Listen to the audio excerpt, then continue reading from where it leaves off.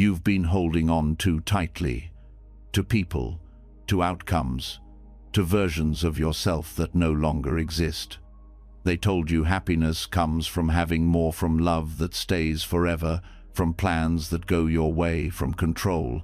But if that were true, why do you still feel heavy, even when life looks good? Why does your mind keep spinning at night, searching, gripping, afraid to let go? The truth? What you're really looking for isn't Morit's release. Release from the past, release from fear, release from the pressure to always hold it all together. And that's where Buddhist wisdom begins, not with gaining, but with unclenching. For thousands of years, the Buddha didn't promise riches or power. He offered something deeper, freedom from suffering, not by escaping life, but by changing how we meet it, not by numbing, but by seeing clearly. Tonight, as you lie here, something will soften. You'll start to notice the breath you forgot you were holding, the tension in your body letting go, the thoughts that once felt urgent beginning to pass like clouds. You don't need to chase peace anymore. It's been within you all along, quiet, steady, waiting for your return. This isn't just another bedtime audio. This is the beginning of your unbecoming, of peeling back every layer that isn't really you, of falling asleep not with worry but with wisdom. You've held on long enough. Now, it's time to let go. Are you ready? Let's begin. And now, with your eyes growing heavier and your breath beginning to slow, we gently step into the first truth, the one most people spend their entire lives avoiding, the one hidden behind every sleepless night, every restless scroll through things we don't need, and every moment we mistake possession for peace. We begin with what we think we own. It starts so quietly: a favorite shirt, a new phone, the first car, a room of your own. Slowly, the things around you stop being just things. They become extensions of who you believe you are. Your identity starts to attach to them, and in that subtle shift, suffering finds its first open door. When you cling to something, there's fear buried underneath. Fear it might get lost, broken, taken. And so even in moments when you have everything, there's a whisper in your chest that says, what if it disappears? That whisper never stops, because deep down you know the truth. It will disappear. Everything does. The Buddha called this illusion anattati, truth, that there is no fixed, permanent self to attach to anything. Not a self that owns, not a self that holds, not even a self that can be found. But the mind doesn't like that. The mind wants to believe, this is mine, this defines me, this proves I exist. So we keep building identities through what we own: my house, my career, my body, my image, my success. And the more we build, the more fragile we become. Because now, peace isn't in ute, it's in the hands of everything that can be lost. The couch gets stained, the phone breaks, the body changes, the money comes and goes, and with every loss, the false self trembles. Because when what you own disappears, who are you without it? You start to see how tiring this is, how heavy it becomes to live a life constantly defending things that were never really yours to begin with. Not truly, not permanently. And this isn't about becoming numb. It's not about throwing everything away or pretending things don't matter. It's about seeing clearly, seeing that clinging turns neutral objects into anxiety traps. Seeing that protecting your possessions can often cost you your presence, and that every time you say, I am this, or this is mine, you're building a cage around a self that was never solid to begin with. Look at how much time is spent maintaining the illusion, cleaning, upgrading, collecting, comparing. The hunger for more doesn't come from need, it comes from fear. Fear of being less. Fear of being left behind. Fear of disappearing if you don't have something to show for your life. But what if your value isn't measured by what you hold, but by what you're free enough to let go of. Think of a time you lost something important to you. Maybe it was sudden, maybe it slipped away slowly. The first reaction is usually panic, then sadness, then a strange silence. But in that silence, there's often something else: relief. Not because you didn't care, but because the pressure of holding on finally cracked open. Attachment is pressure, and pressure weighs on the mind like a constant storm in the background. You don't always notice it until it's gone. People will tell you it's wise to accumulate, build assets, collect things, have something to fall back on. And in some practical sense, that's understandable. But what they don't tell you is that the more you gather, the more you start to believe you are the gathering. And that's the trap. Because when you mistake what you have for what you are, you hand your peace over to everything that can be taken, and the world takes. A house can burn down, a savings account can vanish, a treasured object can break, a reputation can be shattered in a single misunderstanding. That's not negative thinking, that's just life. The question is, when the breaking happens, are you broken with it? Or can you stand in the middle of the ruins and remember you were never the house, you were never the job, you were never the things? This truth isn't meant to make you sad, it's meant to set you free. Because in the absence of attachment, there is space, spaciousness of mind, lightness of being, and that space is where peace lives. Not in control, not in holding, but in the absence of needing anything to define you. Think about the objects that define modern identity: phones, clothes, photos, status symbols. These things aren't evil, but when they become your emotional anchors, every scratch feels personal. Every change feels like a threat, and slowly you forget how to exist without reinforcement from the outside. Now, hear this gently: you were never meant to be owned by your own possessions. And yes, owned, because that's what clinging does. It reverses the roles. The things you think you own begin to own your time, your thoughts, your moods. You can spend days upset over a lost item. You can skip a sunset worrying about a car repair. You can miss the present moment while scrolling for more things to buy. But in the end, the real loss isn't the object. It's you.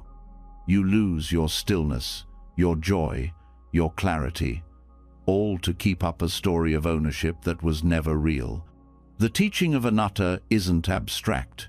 It's not a puzzle to solve with your intellect. It's a lens to see through.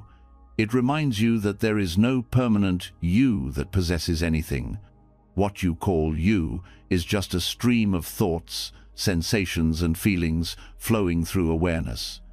And what you call mine is just form, impermanent, unstable, empty of essence. That doesn't make life meaningless. It makes life precious. Because when you stop gripping, you start appreciating, truly, not in the fearful way that says, I better hold on tighter, but in the open-hearted way that says, thank you for passing through my life, even if only for a moment. There's a difference between using and clinging, between enjoying and needing, between owning and being enslaved. Buddhism teaches that liberation begins not when you get everything, but when you stop needing everything to be yours. So how do you begin to release the grip? Start by noticing. Every time you feel tension in the mind around a thing, pause. Ask yourself gently, what am I afraid of losing here? What would I be without this? Don't rush to answer. Let the question work on you. Let it unravel what feels solid. And then, look closer. Notice how every object in your life has a story attached to it. This is my favorite. This was expensive. This reminds me of them. Those stories aren't wrong. But are they making you free? Try this. Hold something you treasure and let the thought come, this is not mine. It never was. It is only visiting. See what happens in your body. See if a little bit of tightness lets go. It might feel strange at first, like you're betraying something, but what you're really doing is telling the truth that everything you touch will pass, that your job isn't to trap it, but to bless it while it's here. When that understanding begins to root itself in your heart, you start to move differently. You still buy things, use things, love things, but they don't bind you anymore. They don't define you. You stop being afraid of losing them because your center has shifted inward. You find beauty in simplicity, joy in moments, peace in impermanence. And that peace is no longer conditional, no longer fragile, because it doesn't depend on how much you own but on how free your mind is. You may start to notice something subtle but profound. The more you let go of, the more room you have for presence. The room you were trying to fill with decorations suddenly feels more sacred with space. The shelf with fewer objects becomes a place of rest for the eyes. The closet you cleared out becomes a doorway to ease. And it's not just about physical clutter. It's about the mind unclenching. The constant tracking of things quiets down. The comparing fades. The need to prove starts to dissolve. Without knowing it, you begin to return to your natural state, still, spacious, enough. This is the path of inner simplicity, not from denial, but from wisdom. A wisdom that says, you are not your things, you are not your image, you are not the weight of your belongings or the sum of your trophies. You are awareness itself. You are the one who sees it all come and go. And in that seeing, there is no fear, no panic, no need to hold, just peace. A peace that cannot be bought, broken, stolen, or lost. That's what begins to rise when you stop clinging. That's what comes alive in the emptiness of ownership. A stillness that's always been there waiting underneath the weight. And now, as your thoughts begin to settle, you may feel it something gentle in the center of your chest. A quiet knowing, a truth that doesn't scream, but whispers. You are not what you own. You never were. And in that knowing, you are free. And even when the mind has let go of things, the car, the house, the title, the image, it still clings in a subtler way. Not to objects now, but to outcomes, to how life should unfold, to what should happen next. You can stop needing to own anything and still suffer if you continue to believe that your happiness depends on results going your way. There's this quiet expectation that life should reward effort, that love should be returned, that plans should work out, that doing everything right should lead to ease. But that belief, though comforting, is where suffering begins. It hides in everyday language. I'll be happy when, I'll relax if, it will all be worth it once. These statements seem innocent, but they all carry the same trap, tying your peace to something outside of you, waiting for life to meet your conditions before you allow yourself to feel okay. And when that condition isn't met, the ground slips. That's the suffering the Buddha called dukkha, not just pain, but a deeper kind of friction. The sense that something isn't right, that something is always slightly off, that life is missing the mark. Because even if you get the thing, win the promotion, get the relationship, hit the goal, how long does the joy last? A moment? A day? Then comes the next craving, the next measurement, the next outcome to chase. Conditional happiness is unstable. It's like building a house on sand. Every high is followed by a low. Every success comes with the pressure to protect it or repeat it. You're constantly one step away from loss, one disappointment from collapse. This isn't failure. This is how most people live, and it's exhausting. The teachings don't say don't try, or don't care, or don't engage with the world. They say, be free within it. They offer an alternative to chasing outcomes, a steadiness called upekkha, or equanimity. Equanimity isn't indifference. It's not about being cold or detached. It's deep balance, the kind that remains intact whether the news is good or bad, whether the moment feels easy or hard. It's the inner stability of someone who no longer places their joy on the roller coaster of conditions. Think of a tree rooted deeply in the earth. The wind may move the leaves, the storms may shake the branches, but the trunk stays grounded. Equanimity is that inner root. It holds you steady even when life changes course. And life always changes course. Most people mistake results for reality. They think, if I succeed, I'm worthy. If I fail, I'm not. If they like me, I'm lovable. If they don't, I'm broken. But all of these are just interpretations, just stories the mind tells itself. The truth is, outcomes don't determine your value. Outcomes don't define who you are. They simply happen, or they don't. What defines you is how deeply you stay present, even when life refuses to meet your expectations. We've been taught to grip tightly to what we want, but Buddhist practice teaches the opposite: hold everything loosely. Do your part. Act with sincerity, then let go. Not let go as in give up. Let go as in stop needing the result to be a certain way in order to be at peace. You can send the message without needing the reply. You can apply for the job without being shattered if you don't get it. You can love someone fully without being crushed if the relationship changes form. When happiness depends on outcome, it becomes fragile. When happiness arises from within, it becomes unshakable. Equanimity doesn't mean you don't feel. It means your feelings are no longer held hostage by what life does or doesn't give you. You feel fully, but you remain free. This freedom starts with seeing clearly, seeing the nature of outcomes for what they are: impermanent, unpredictable, not fully in your control. Even when you work hard, plan well, and try your best, life still unfolds in ways you didn't expect.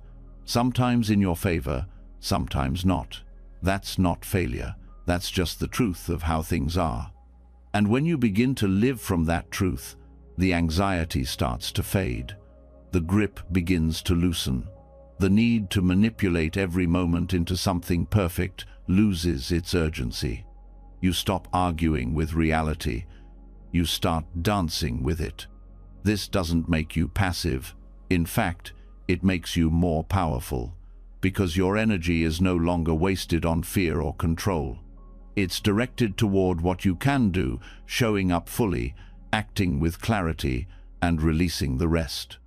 That release isn't weakness, it's wisdom. Equanimity protects your heart from the wild swings of praise and blame, gain and loss, pleasure and pain. These are the 8 worldly winds the Buddha spoke of. They blow through every life. No one escapes them, but you can stop being blown away. You start to witness the highs and lows like waves. You ride them. You don't become them. The reason this is so hard is because we're wired to crave certainty. The mind wants reassurance. It wants control. It believes, if I just do this right, I'll get the outcome I deserve. But life isn't transactional. It's not a vending machine where you press a button and always get what you ordered.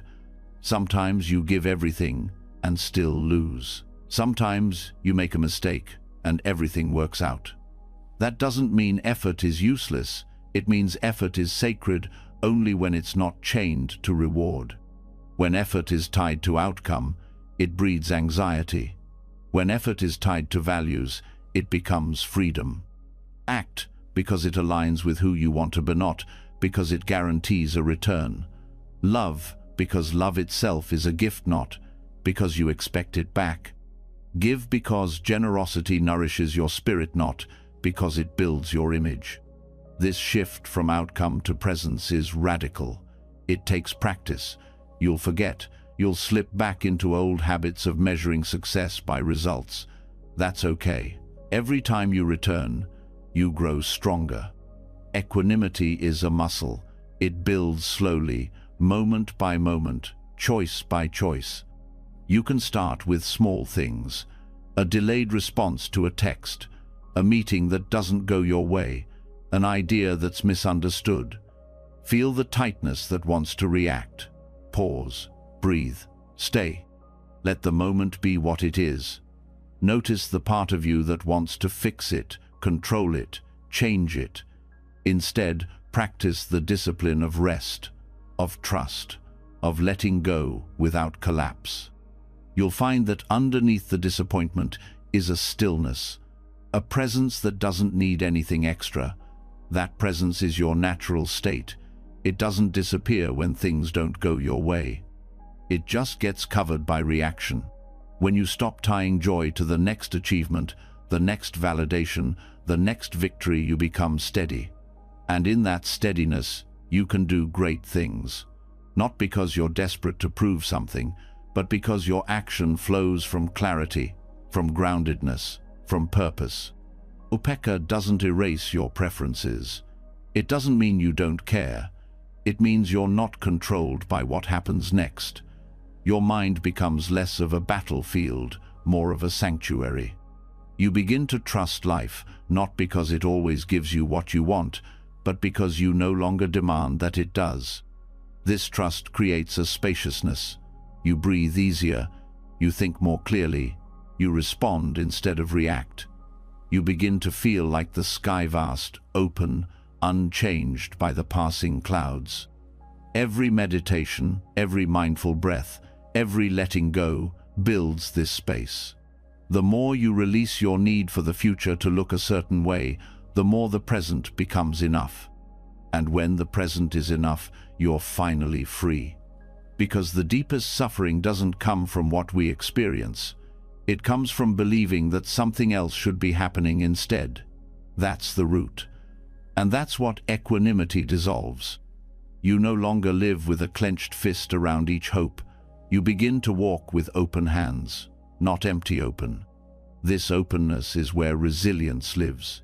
It's what lets you meet heartbreak without shutting down, face uncertainty without panic, start again without bitterness. And what's more beautiful is that this openness spreads. People feel it around you. Your presence becomes grounding for others. Your calm becomes a mirror that reflects their own potential to be still. You become less reactive, less rigid, less pulled by highs and lows. And as you grow, so does your capacity for compassion. Because when you're no longer caught in your own chaos, you can hold space for others with love and not judgment. Equanimity is what makes kindness sustainable. It keeps you from burning out, from turning bitter, from collapsing under the weight of expectations. It teaches you to care deeply, but without needing to control. And in that space, a new kind of joy begins to bloom, one that isn't dependent on the weather of life, one that can hold both sunlight and storm with the same open heart. This is the joy that no success can buy and no failure can take. This is the joy of being at peace, not because everything is perfect, but because your peace is no longer at the mercy of perfection. This is the joy of someone who is no longer waiting to be whole. And as the night deepens and your breath continues to slow, let this truth sink in gently. You don't have to keep chasing peace. You only have to stop tying it to something that can be lost. You've done enough. You are enough.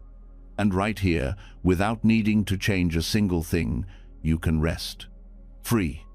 And when you stop tying your peace to what happens, when joy no longer rises and falls with outcomes, there's something else that starts to rise in its place. A quiet pull toward less life, but less clutter, less noise, less of what never truly brought you peace in the first place. You start to feel the weight of excess, the tension of too many choices, the subtle chaos of having too much of everything and not enough of what matters. There is a kind of silence that begins to call you. Not the absence of sound, but the absence of mental overload. This is where spiritual minimalism begins. Not in empty rooms or colorless walls, but in the internal act of removing what doesn't belong. the subtracting of everything that covers your clarity, your calm, your natural state of ease. In a world that teaches us to accumulate, the Dhamma whispers a different truth. Freedom doesn't come from adding more, it comes from letting go, not just of physical things, but of inner weight, attachments, reactions, false needs. Minimalism, when practiced from the heart, is not just about space, it's about presence. It's about choosing what stays in your life with so much care that what's left becomes sacred. There's no pressure to live with less for the sake of appearance. What matters is how deeply what remains supports your peace. The Buddha lived simply, not as a rejection of the world, but as a full embrace of what really mattered. He understood that every object carried a pull, a possibility of desire, of grasping, of becoming lost in thought. By having little, he could give everything. His simplicity wasn't deprivation, it was precision. And that's the shift this path invites. Not forced austerity, but clarity. To start noticing what brings friction, what weighs down your attention, what pulls your energy into constant maintenance. The practice begins with awareness, sitting quietly and asking, what am I constantly managing? What do I keep around, not because it serves me, but because I'm afraid to let it go? There's a kind of emotional inventory that unfolds. The shirt that no longer fits but carries a memory, the account you scroll without joy, the plan that no longer feels right but keeps you in motion. All of it becomes a mirror reflecting the state of your mind. When you begin to simplify from the inside, you notice a pattern. The less you carry, the more clearly you can feel. The less you own, the more room there is to breathe. The fewer roles you perform, the closer you get to who you really are. Spiritual minimalism asks you to choose peace over clutter, stillness over stimulation, clarity over chaos, not just in your home, but in your conversations, in your calendar, in your inner dialogue. And the power in this isn't just quiet, it's transformative, because what you remove reveals what you were too distracted to see. Silence brings clarity, emptiness brings insight, stillness uncovers truth. This path doesn't promise ease at first. Letting go brings discomfort. There's a strange ache in surrendering things you once believed you needed, but that ache doesn't last. And beyond it is a lightness that cannot be manufactured. You begin to learn the difference between what is useful and what is simply familiar, between what is meaningful and what is just decoration, between what is truly nourishing and what only numbs. Even attention becomes precious. You realize that every moment you give away to distraction is a moment you cannot get back. So you begin to guard your kimono with hardness, but with reverence. You no longer say yes to everything. You let the quiet speak before the impulse replies. You notice the habits that fill space, but not your soul. The patterns that feel productive, but leave you empty. And it's not about doing nothing. It's about doing the right things with full presence. Cutting through the noise so your actions become pure, focused, alive. This is the elegance of subtraction, not loss but refinement. Spiritual minimalism also helps release the false sense of importance we place on busyness. You begin to see that constantly being in motion is not the same as being alive. That chasing 10 things at once often leads you further away from the one thing that truly matters. So you slow down, not to escape, but to feel, to notice the subtle details of now, the warmth in your chest when you rest, the steadiness in your breath when you don't rush, the way silence is not empty, but full of presence. You start to unlearn the craving for more, not because more is bad, but because more is never enough when it comes from lack. You see that peace doesn't come from the next thing, it comes from the absence of need. Even thought becomes part of this clearing. You notice how much of your mental space is occupied by planning, judging, rehashing, so you start to release stories that no longer help, assumptions that no longer heal. You leave room for not knowing, for resting in the space between answers. This emptiness is not a void, it's a sanctuary. In this space, you stop needing to define yourself with achievements. You stop measuring your worth by what you produce. You stop believing that success means constant accumulation. You begin to feel that the more you remove, the closer you get to something sacred, not something outside of you, something you've carried all along, but couldn't hear over the noise. Even speech becomes more intentional. You don't talk just to fill silence. You listen, you pause, you speak when it matters, and your words begin to carry more weight, more heart, more clarity. Relationships become simpler too, not shallow real. You let go of performative connection. You let go of obligations rooted in guilt. You make room for people who bring stillness, not drama. Love that calms, not love that burns. And with this, you stop fearing solitude, because now you're no longer surrounded by things that echo your loneliness. You are full with your own presence. You find depth in your own company. Spiritual minimalism isn't a rule, it's a return to what was always true before the world convinced you otherwise. It allows joy to arise from simple things: a clean room, a single warm meal, a quiet morning. You stop needing more because you finally feel the fullness of enough. And this feeling, it's not something you chase. It grows quietly in the space you make for it. The more you let go, the more clearly it reveals itself. You also begin to trust that what's meant for you doesn't need to be held so tightly. You don't cling out of fear. You open your hands, and what stays, stays. What goes, goes. Your peace is no longer tied to keeping. And in this simplicity, a profound gratitude awakens, because now everything is seen. The smallest gestures, the ordinary moments. The things you used to rush past are now the very things that soften your heart. You see that clarity was never far. It was just buried beneath too much. The teachings of the Dhamma guide this way of living, not through rules, but through wisdom. Wisdom that sees craving as suffering, clinging as heaviness, excess as a barrier to truth. The middle path is not about extremes, it's about balance. Having what you need, and no more than what you can carry with peace. It's about moving through life without gathering unnecessary weight. There is no prize for holding on to what drains you, no reward for staying tangled in what no longer serves.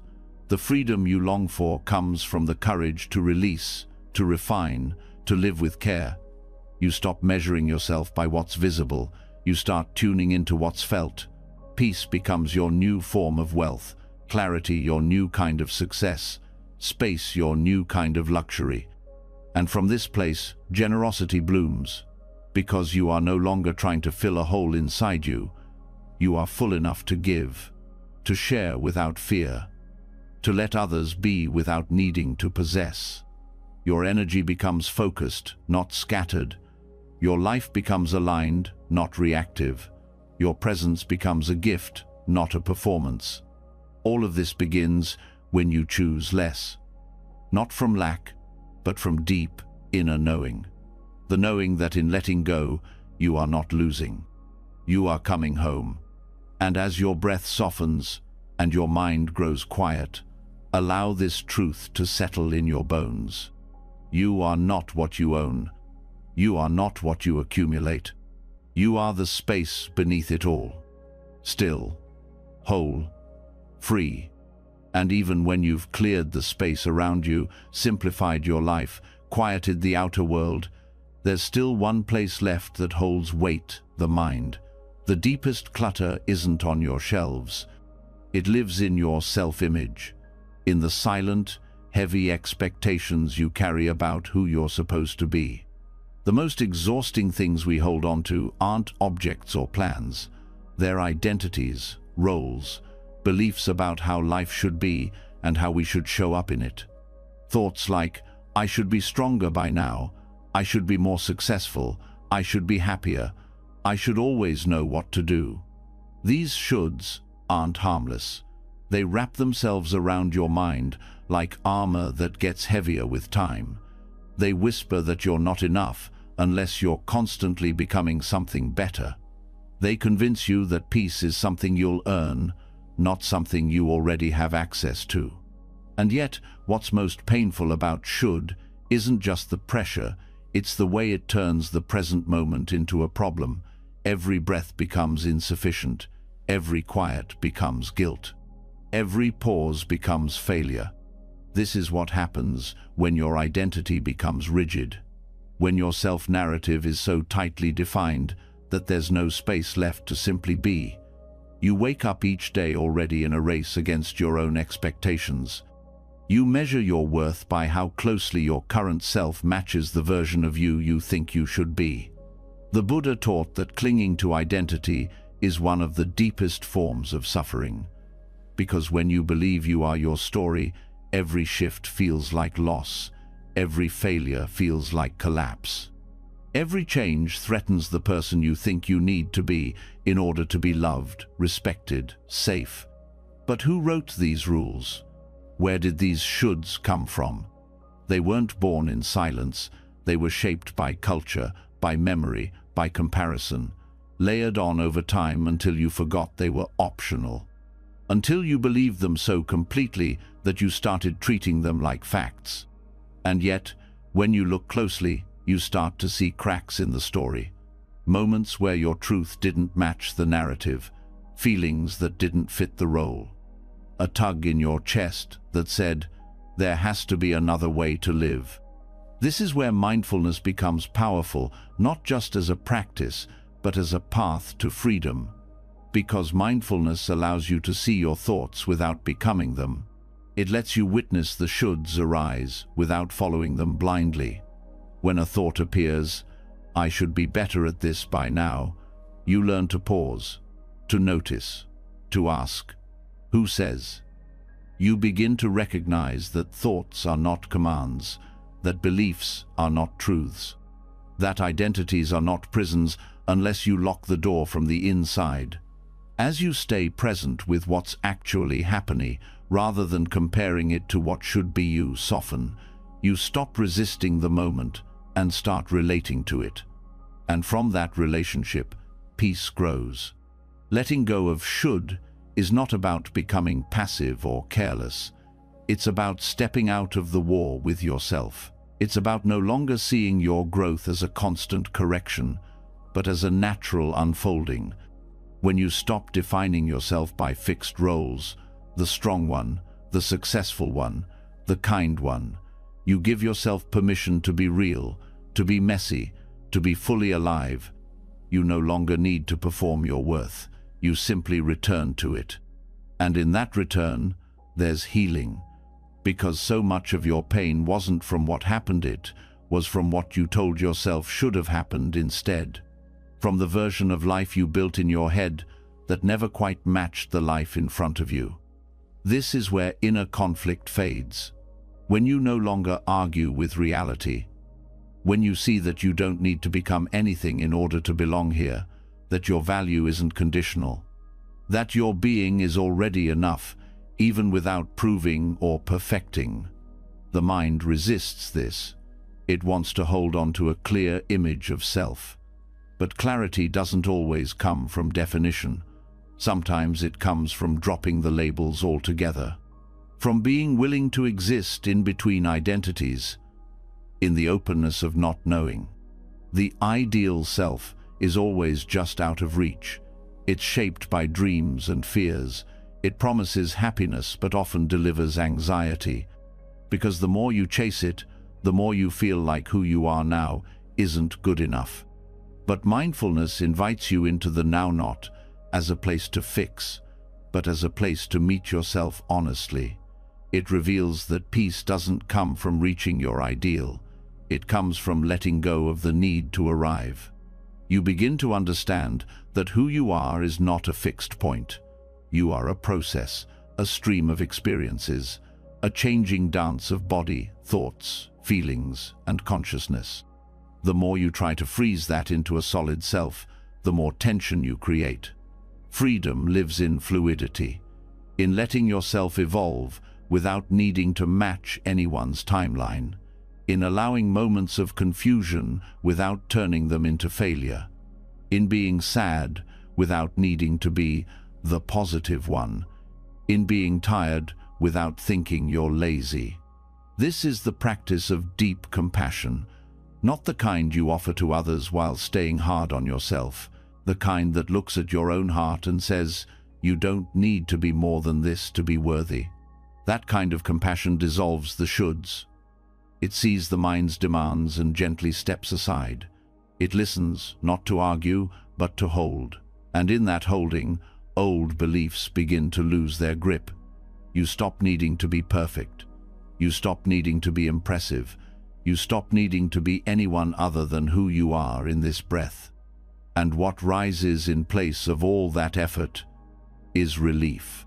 Not the relief of escape, but the relief of coming home, of finally allowing the moment to be enough, of letting the inner critic rest, of no longer needing to earn your place. As you walk this path, you start to notice how often others are caught in the same trap. You see their shoulds, their self-judgment, their quiet war against their own becoming, and instead of reacting, you soften toward them too, because the more you let go of your own rigid identity, the more space you make for others to be human. The more deeply you live in acceptance, the more healing flows through your presence. You become less reactive, less defensive, less interested in being right or seen or approved. Not because you don't care, but because your peace no longer depends on it. Your identity stops being a wall and becomes a window. You can still grow, still evolve, but now your growth is rooted in love, not shame, in curiosity, not self-hatred. You expand not to become worthy, but because it feels like truth. There's no longer a pressure to match a perfect version of yourself, just a desire to live honestly, to move with integrity, to act in alignment with your deepest values, not your loudest fears. And in the moments where should returns as it will, you meet it with awareness. You don't push it away, you don't judge it, you just see it clearly and respond with care. That's how healing happens. Not all at once, but breath by breath, not by erasing the mind's stories, but by no longer believing them so blindly. Eventually, your identity becomes light, flexible, a set of clothes you can change, not a skin you're trapped inside. You hold it all loosely, the roles, the goals, the names. You know they're useful, but not ultimate. You no longer confuse the mask for the face. You no longer confuse your thoughts with truth. You no longer confuse becoming with worthiness. And in that clarity, peace settles in your chest like a deep exhale. You feel more yourself, not because you've perfected the image, but because you've released the need to have one. Now you can rest, fully, softly, without needing to be anyone else. You're no longer chasing the person you think you should be. You're finally at ease with who you are. And once the burden of being someone in particular starts to fall away, something else begins to surface. A subtle but dangerous pull toward overcorrection, the tendency to swing from one extreme to another, from chasing success to rejecting it, from over-identifying with roles to pushing them all away, from being too much to being not enough. Even the act of letting go can turn into something we cling to. When we release one identity, one way of life, one set of beliefs, the mind often reaches for the opposite, as if peace can only be found in doing the exact opposite of what hurt us. But that too becomes a form of attachment, a quieter one, a more noble one maybe, but still tight, still rigid, still another version of the same suffering, just wearing different clothes. Even on the spiritual path, it's easy to become attached to the idea of awakening, to strict practices, to being the good meditator, to rejecting comfort as a sign of weakness, to the belief that more effort always means more growth, that pushing harder makes us more pure. And yet, this striving, even when it wears the robes of self-discipline, can become another trap. The Buddha saw this clearly. Before his awakening, he practiced extreme self-denial, starvation, silence, harsh control. He stripped everything away in search of truth. But it didn't bring him peace. It only made his body weak and his mind clouded. He realized that clinging to extreme seven spiritual once was still clinging. That realization was the birth of the middle way. Not a path of comfort for its own sake, not indulgence, not laziness, but also not punishment, not constant struggle, not endless pushing. It is a path of balance, of steadiness, of staying present without swinging toward excess or deprivation. The middle way doesn't reject discipline, it refines it. It doesn't deny joy, it deepens it. It doesn't discard structure, it softens it, makes it flexible. It invites you to walk with awareness, with care, with gentleness toward yourself and the world. You begin to see that peace isn't found in extremes. It's found in staying close to what's true in this moment. And the truth is never extreme. It shifts, it breathes. It calls for listening, not for rules. One of the greatest risks on any path of growth is turning the path into another performance, another image to maintain, another identity to protect. You start fasting because it clears the mind, but soon you're clinging to the idea that eating less makes you more spiritual. You start meditating to rest the heart, but eventually find yourself judging every distraction as failure. You start living simply, but secretly start competing over who owns the least. This is how even the most beautiful practices can become another layer of attachment. The middle way reminds you to pause, to return, to ask, what's here, right now? Not, what should I be doing? Not, how can I reach the next level? But, is this rooted in wisdom or fear, in love or ego? Non-attachment to extremes means letting go of the belief that you have to suffer to grow. It means releasing the story that ease is weakness, that letting yourself rest is indulgence, that not pushing hard enough means you're falling behind. You begin to recognize that every extreme, even the ones praised by others, carries its own tension. And tension, when left unchecked, always leads back to suffering. The middle way doesn't mean you live in a gray zone of neutrality. It means you live awake to the pull of both sides. You notice when you're chasing intensity just to feel alive. You notice when you're avoiding discomfort out of fear. You stay close to center, not by being passive, but by being deeply aware. There's power in that awareness, power in choosing the gentle path, even when the world tells you to choose the loud one. Power in not reacting automatically to the pull of your habits. And this path is deeply personal. What feels balanced to one person may feel excessive to another. The point isn't to follow a formula, it's to cultivate sensitivity, to notice what opens your heart and what tightens it, to follow the thread of peace, not pressure. Non-attachment to extremes also applies to how we think. The mind loves all or nothing thinking, success or failure, good or bad, right or wrong. But wisdom lives in nuance. It lives in being able to hold contradictions, to say, this helped me once, but now it no longer fits, to allow space for change without shame. You start to unlearn the need for absolute certainty. You stop needing to be completely right or completely wrong.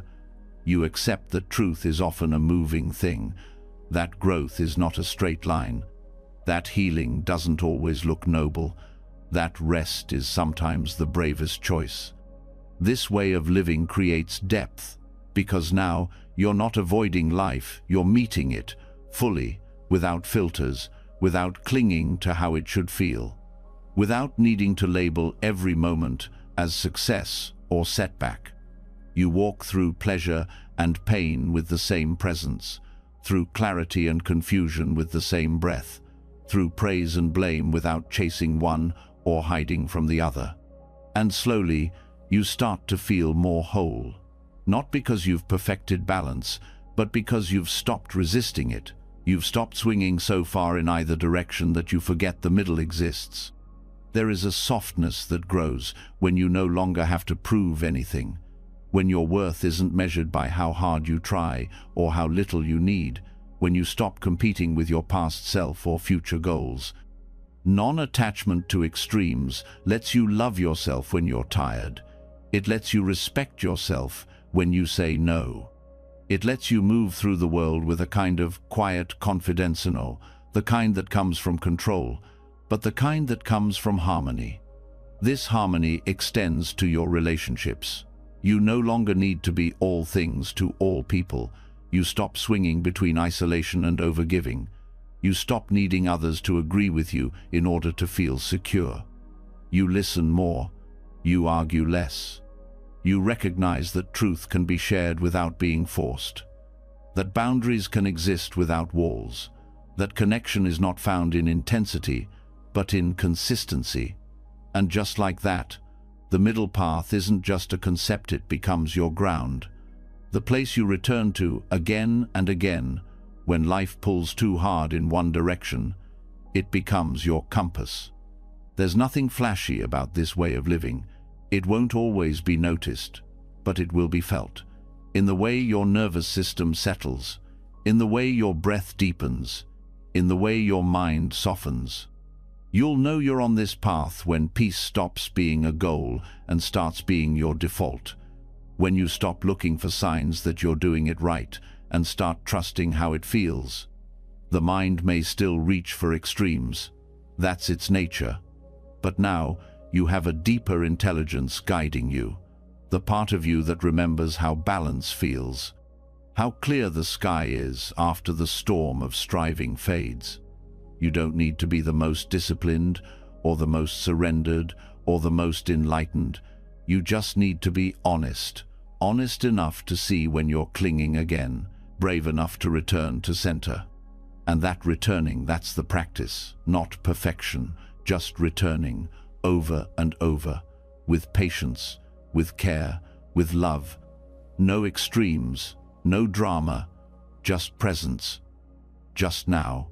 And as your thoughts settle, as your body softens, let this balance carry you. You've tried the edges, you've touched the high and low. Now, rest in the middle.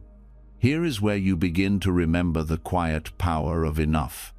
And when you begin to walk the path of balance, of letting go of extremes, of not needing life to be either perfect or broken, you arrive at a quieter truth that has always been there beneath every moment. That everything changes, that nothing, not even the most beautiful feeling or the most painful experience, can stay the same. And somehow, even knowing this, we still hold on. We hold on to people as if they won't change. We hold on to moments as if they'll freeze in time. We hold on to versions of ourselves that no longer exist. And when change inevitably arrives, it feels like loss, like betrayal, like something precious has been stolen. But what if the problem wasn't the change itself? What if the suffering came from pretending things could stay still? This is where the teaching of impermanence, anicca, becomes not just a concept, but a path to freedom. Anicca isn't abstract. It's not something you have to believe in. It's already happening, everywhere. Your breath rises and falls. Your thoughts appear and dissolve. Your body ages, second by second. Emotions bloom and fade. Nothing in your experience has ever stayed exactly the same, not even for a moment. Yet the mind resists this. It wants things to last.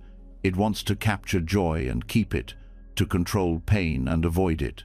It builds attachments based on the illusion of permanence.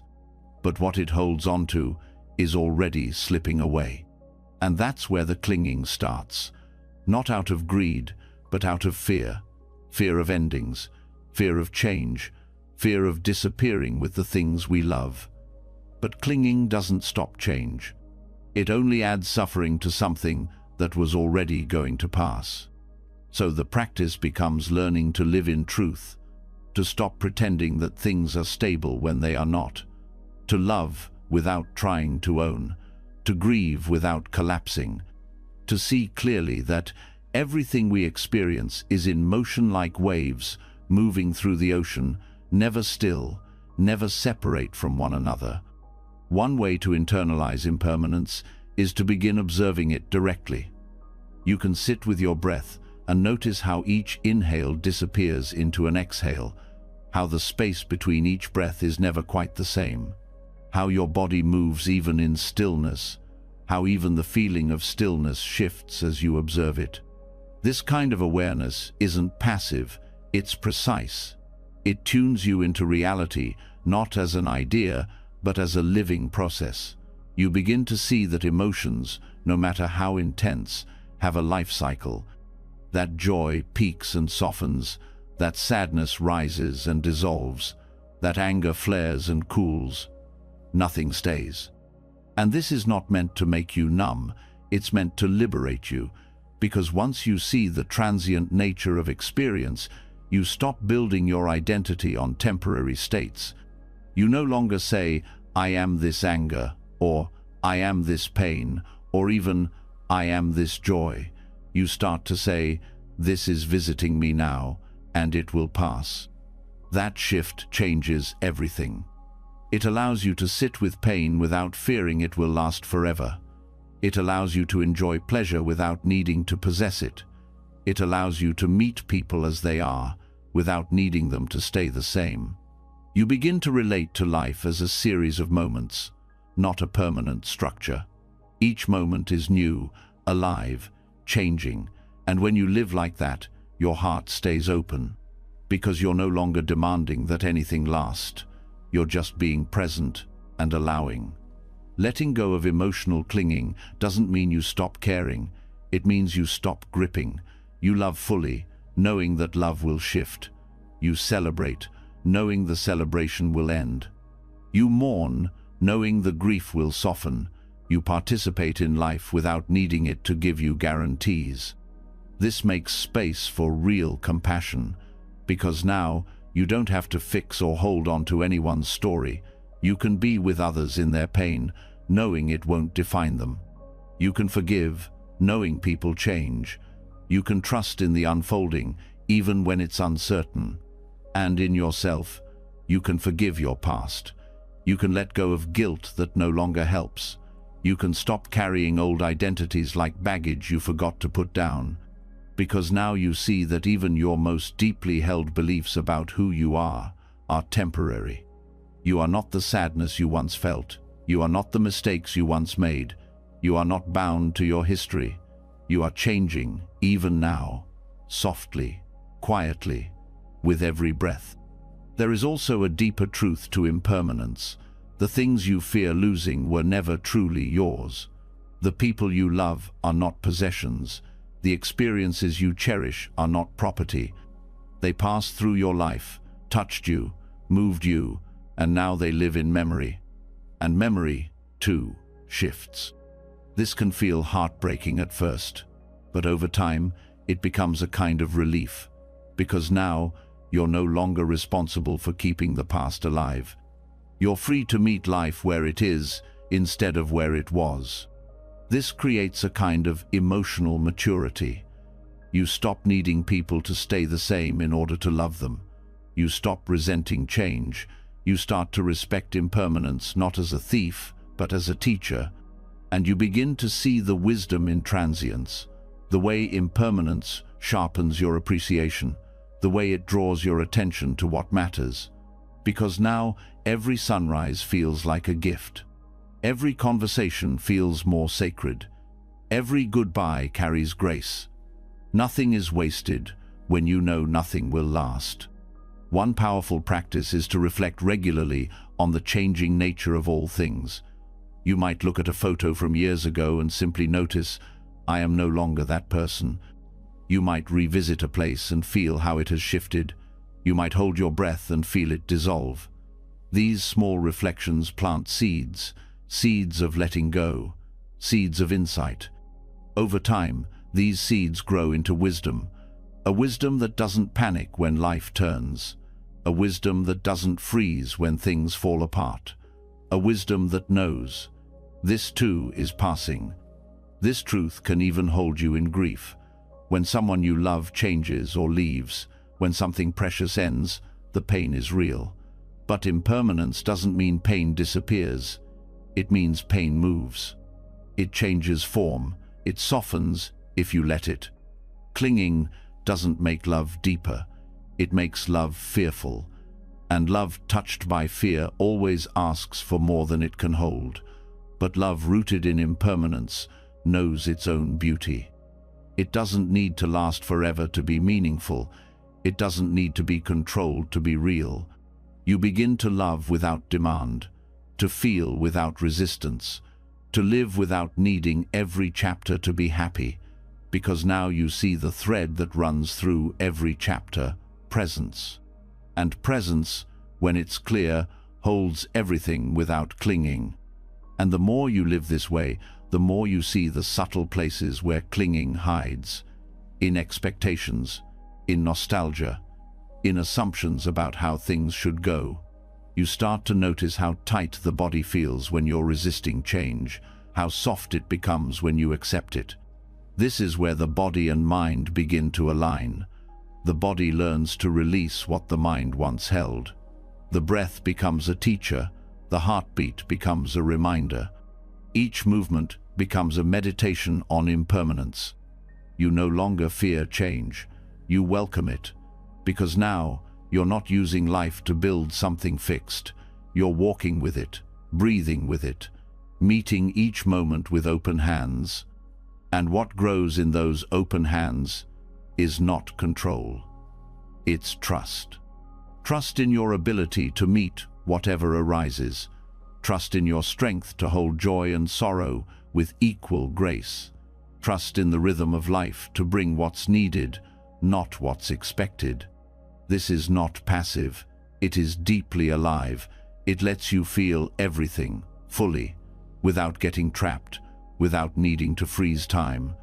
Because now you see clearly, everything you tried to hold on to was already moving. Every experience was already fading. Every relationship was already shifting. And that's not failure. That's the nature of all things. So instead of fighting it, you soften toward it. Instead of clinging, you bow. And in that bow, you are not weak. You are finally free. Free to feel without drowning. Free to remember without grasping. Free to love without fear. Free to be here without needing anything to stay. Because now you know, the present moment is not permanent, but it is precious. And that's enough. That's more than enough. And once the truth of impermanence is felt, not just in theory, but in the heart, when you no longer expect people, feelings, or moments to stay unchanged, new question arises quietly from within. How do you love in a world where everything moves? How do you give yourself fully to others, knowing nothing lasts? How do you offer your heart without trying to trap time or demand return? This is where compassion begins to mature. It shifts from desire to presence, from clinging to offering, from needing someone to complete you, to allowing them to simply be. Love that depends on holding tightly is love built on fear, fear of loss, of abandonment, of change. But fear makes the heart narrow. It makes love conditional. It says, I'll love you as long as you stay the same, as long as you make me feel safe, as long as you choose me back. That's not compassion. That's possession wearing a softer name.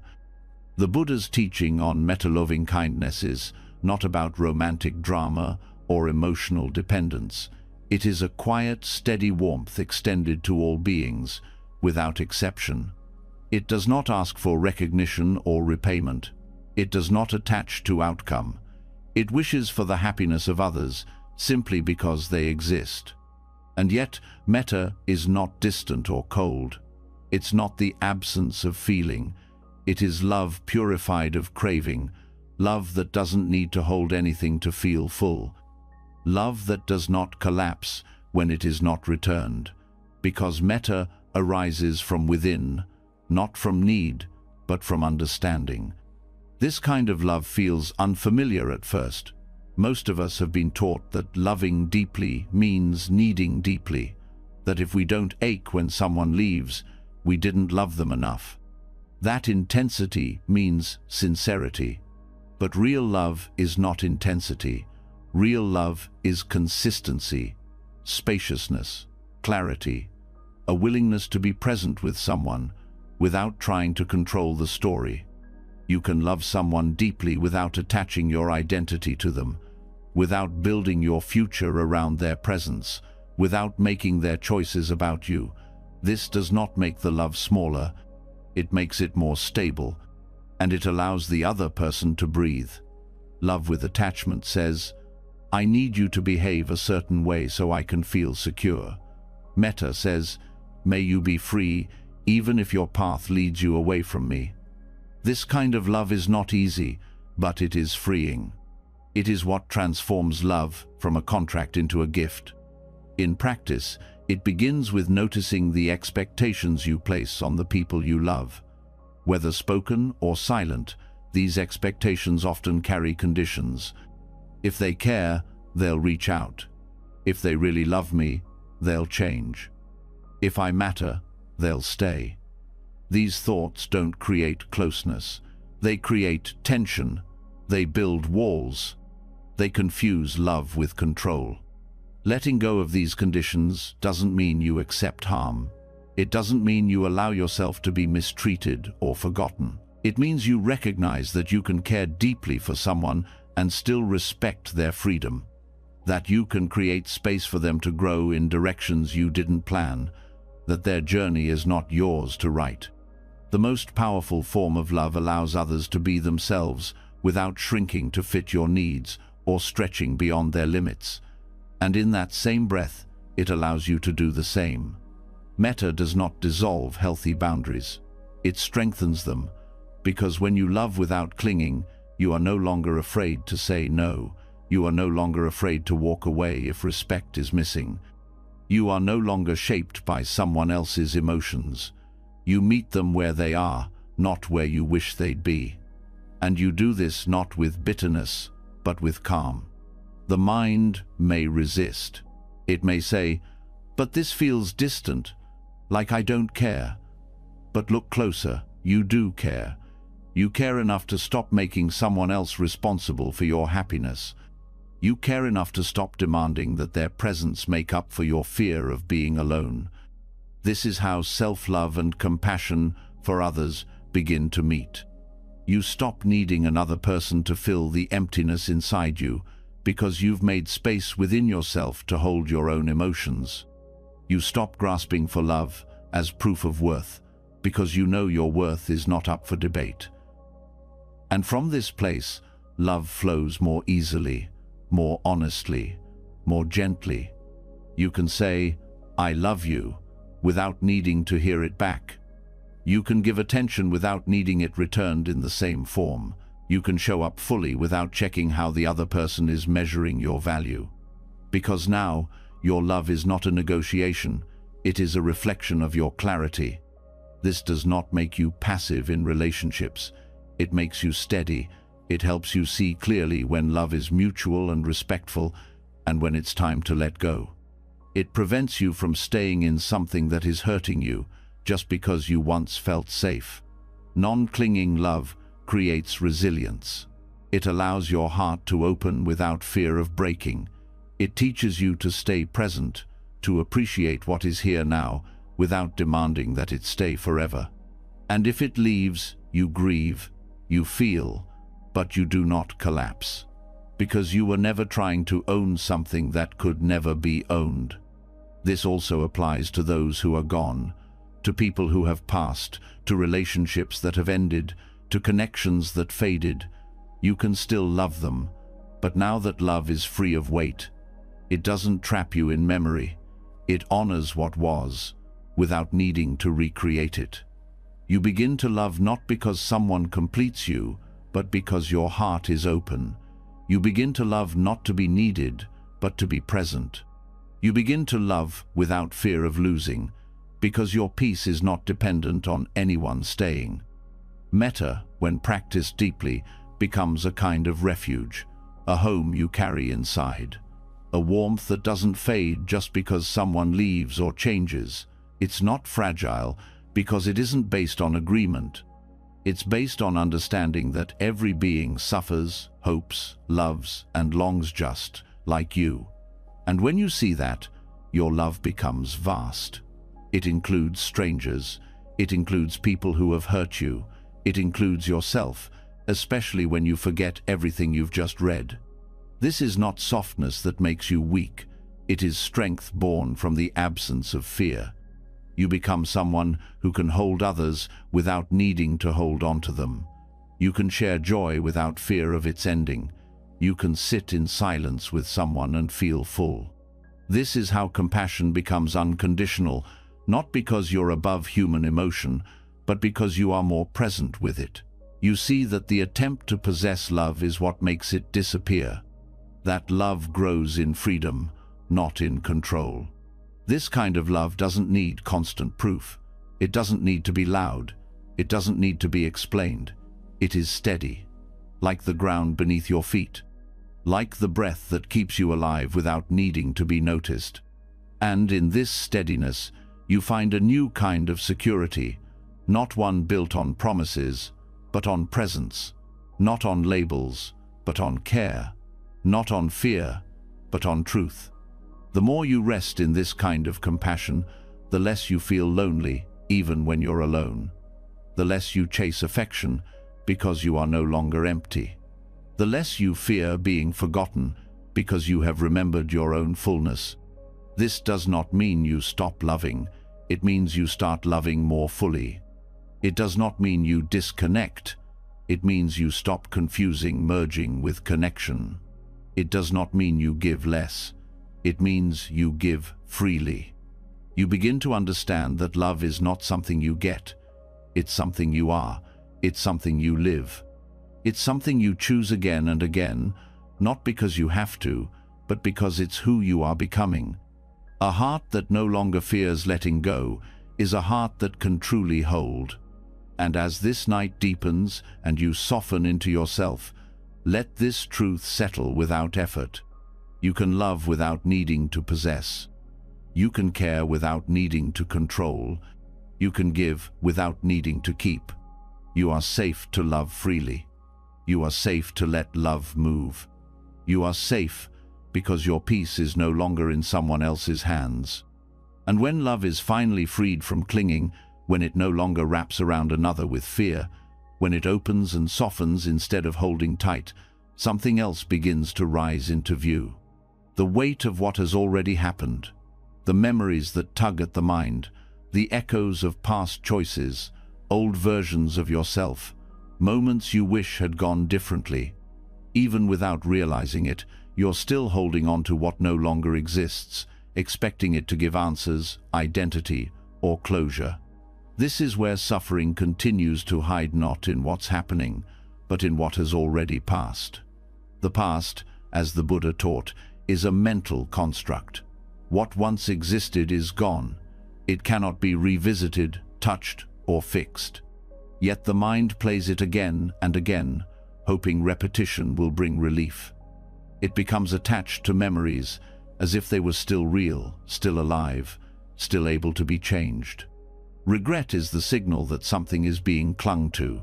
It often arises not because the past was painful, but because there's still a belief that it should have gone another way, that there was a better version, a different choice, a different you.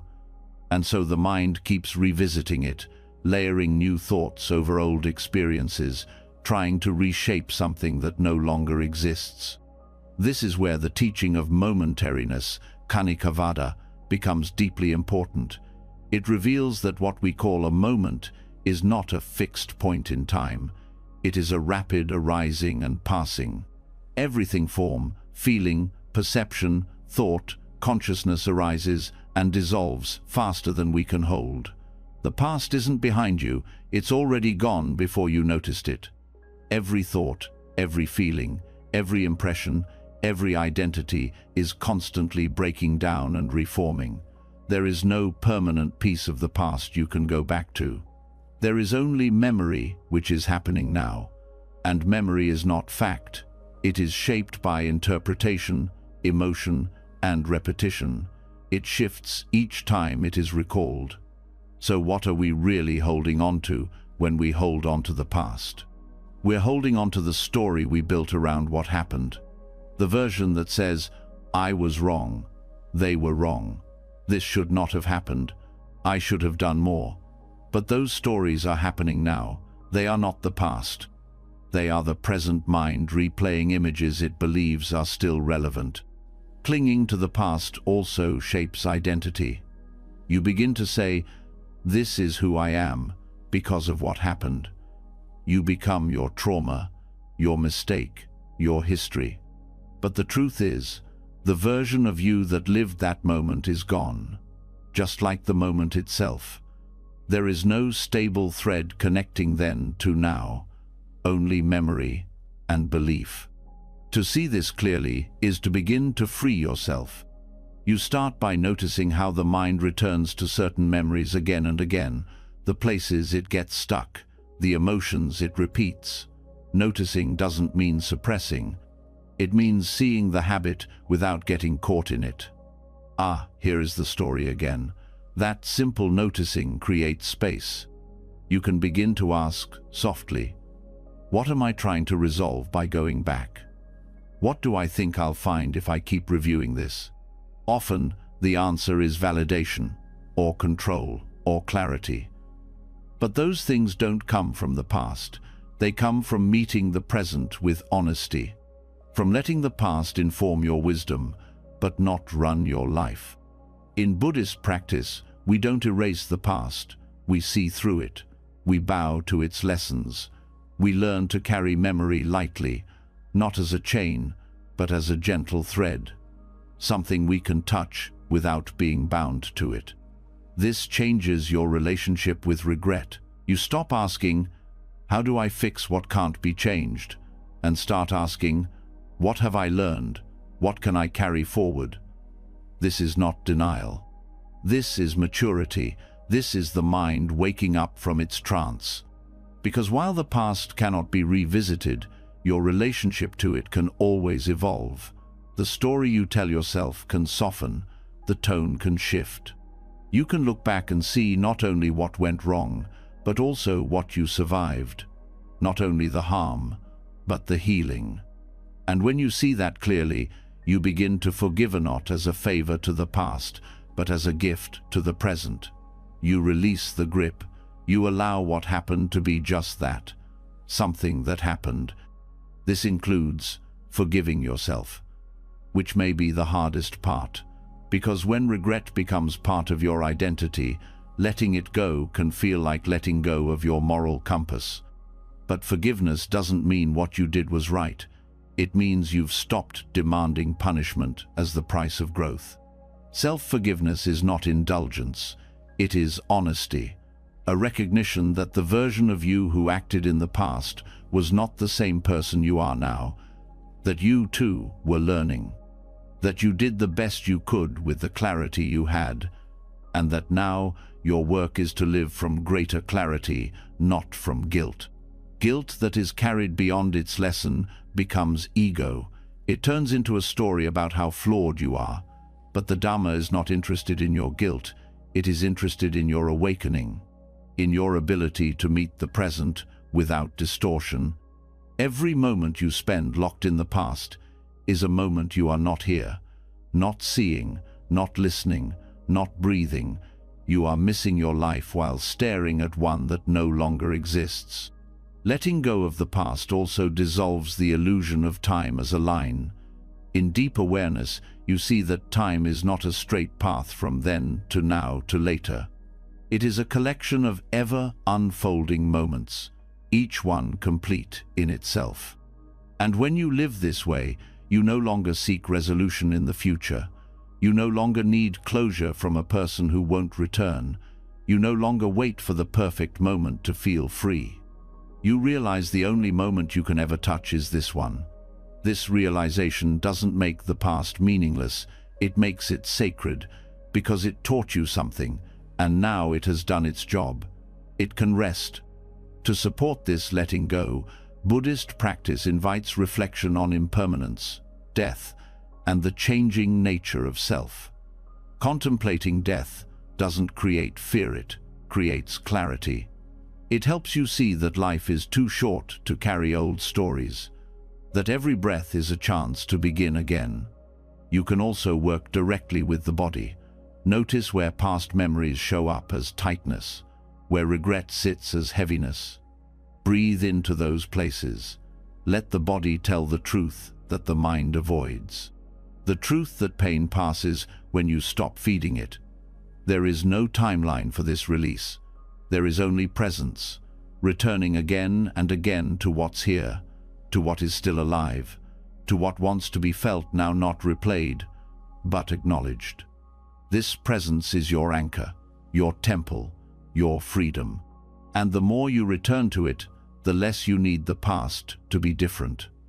The less you need your younger self to have known better. The less you need to make sense of everything, because you are no longer living backward, you are no longer trying to fix a shadow.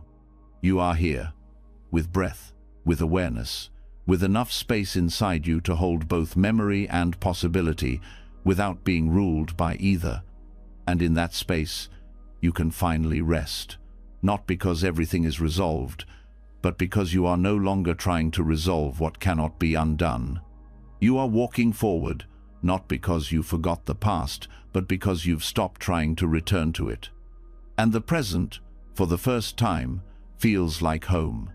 And once the past no longer defines you, once regret no longer shapes your choices, and the need to rewrite old stories begins to dissolve, another form of attachment quietly steps forward. The longing for what hasn't happened yet, the dreams not yet fulfilled, the craving for a better version of tomorrow. Not the memory of what was, but the pull of what could be. It's easy to miss because it often feels like motivation, like optimism, like vision. But beneath the surface, a constant reaching takes hold. A restless hunger for outcomes, achievements, relationships, status, stability. The mind says, "I'll be okay when," and suddenly, peace becomes a reward you never quite earn. This is the subtle weight of future fantasies. They begin early, with plans and hopes and goals that sound innocent enough. But over time, these thoughts become identities. You're no longer just walking forward, you're measuring every step by how close it gets you to your imagined ending. And when life doesn't match the picture, disappointment quietly builds. In the Dhamma, craving isn't always loud. Sometimes it hides in beautiful places. It hides in hope, in plans, in ambition. These aren't problems by themselves. But when they turn into conditions for happiness, they begin to create suffering. The Buddha spoke not against effort, but against grasping. Wanting is not the issue, it's the mental tightness around that wanting. The belief that without what's next, what is here is not enough. That belief becomes a prison, and the more you believe it, the more you live for a future that never arrives. The mind clings to visions of the future the same way it clings to the past. It projects images, creates timelines, builds expectations. It rehearses success. It anticipates joy. And while that might feel inspiring, it also traps you in comparison. Every moment becomes a checkpoint. Every task becomes a means to an end. You stop living for the experience itself and start living for what you think it might bring. This future-focused thinking is not always obvious. It can look like daydreaming, or over-planning, or constantly working without rest. But inside, there's an anxious rhythm and urgency that keeps whispering, "Not yet, just a little further, just a little more." Meditation reveals this clearly. Sit still and notice how quickly the mind jumps ahead. What will I do after this? What comes tomorrow? What if things don't go the way I want?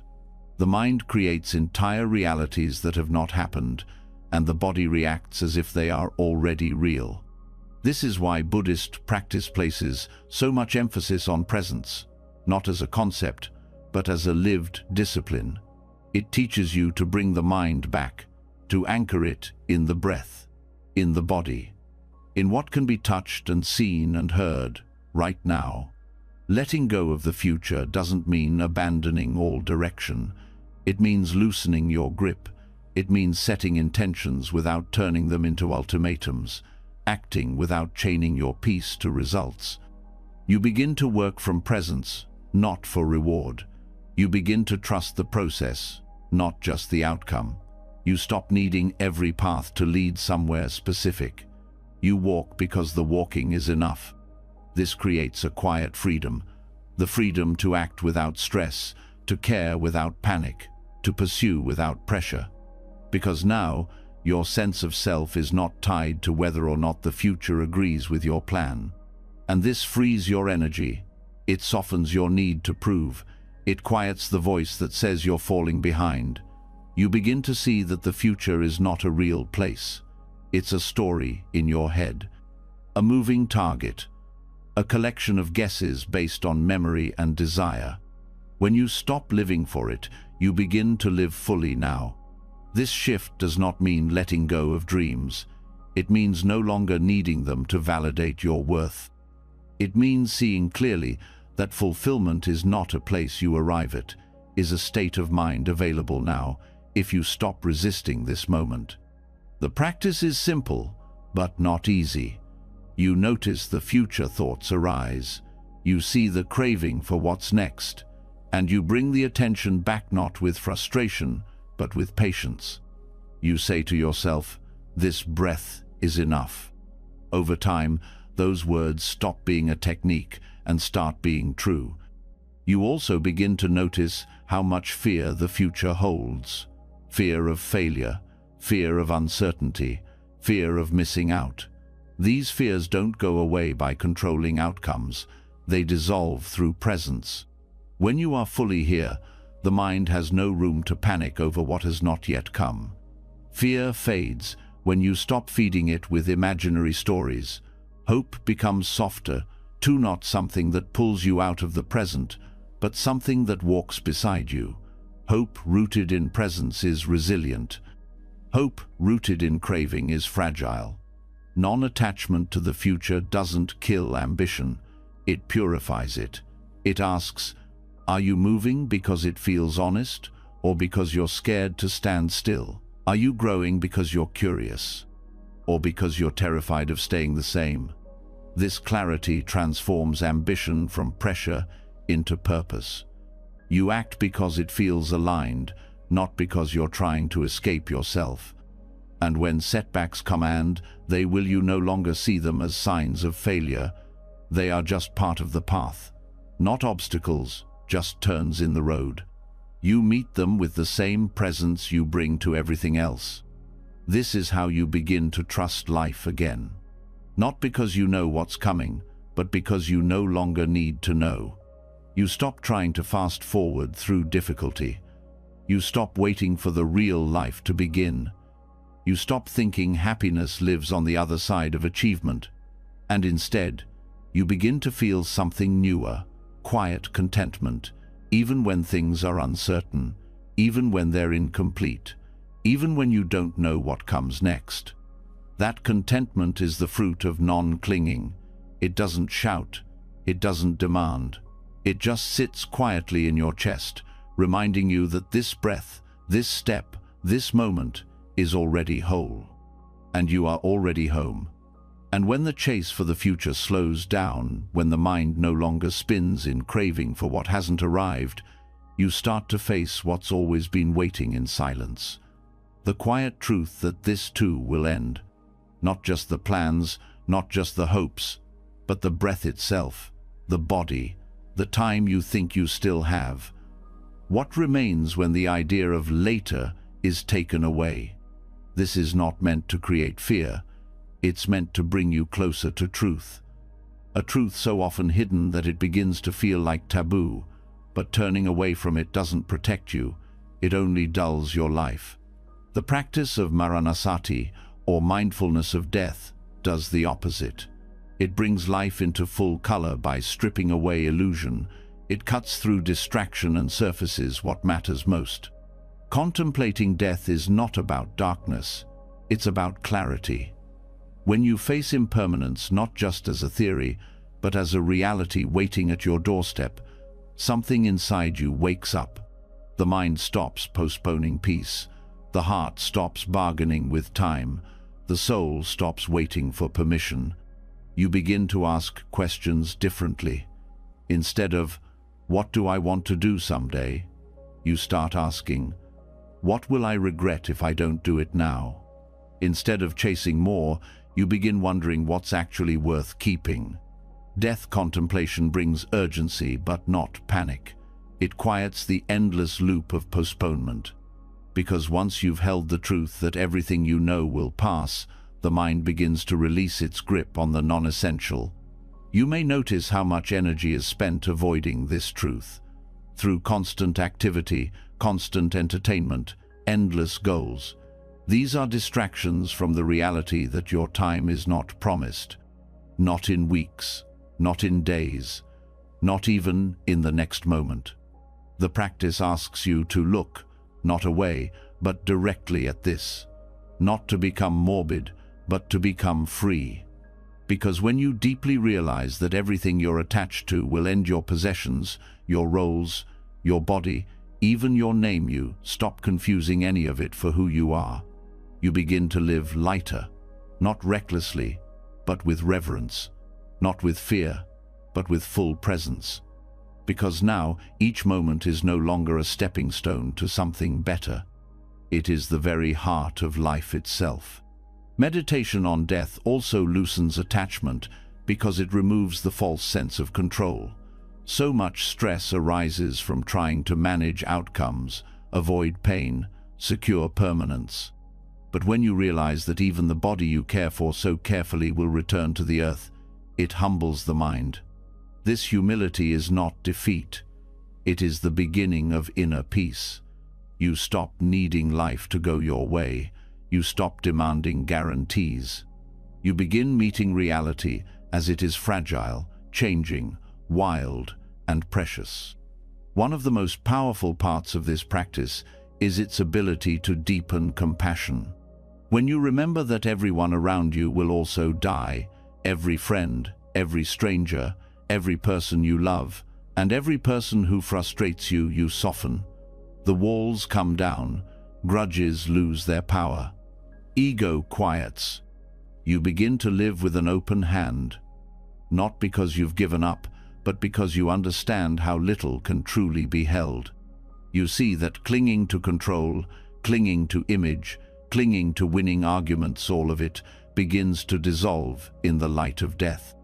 This doesn't make life meaningless. It makes it sacred. You pay attention more closely. You listen more fully. You stop leaving your joy for some other time. You find yourself savoring the taste of food, the sound of laughter, the stillness between tasks, not because they last, but because they don't. Death awareness doesn't take you out of life. It drops you deeper into it. And from here, your priorities shift. You stop investing in what doesn't align with your heart. You stop saying yes out of guilt. You stop clinging to people out of fear. You start making decisions from clarity, not confusion, not pressure, not habit. You recognize that most of what consumes your mind is not necessary, that much of what you chase you don't even truly want, that most attachments are reactions, not choices. And now you have the presence to choose differently. This clarity also helps with letting go of people and relationships that have already passed. Not with bitterness, but with grace. Death awareness shows that nothing ever truly belongs to you.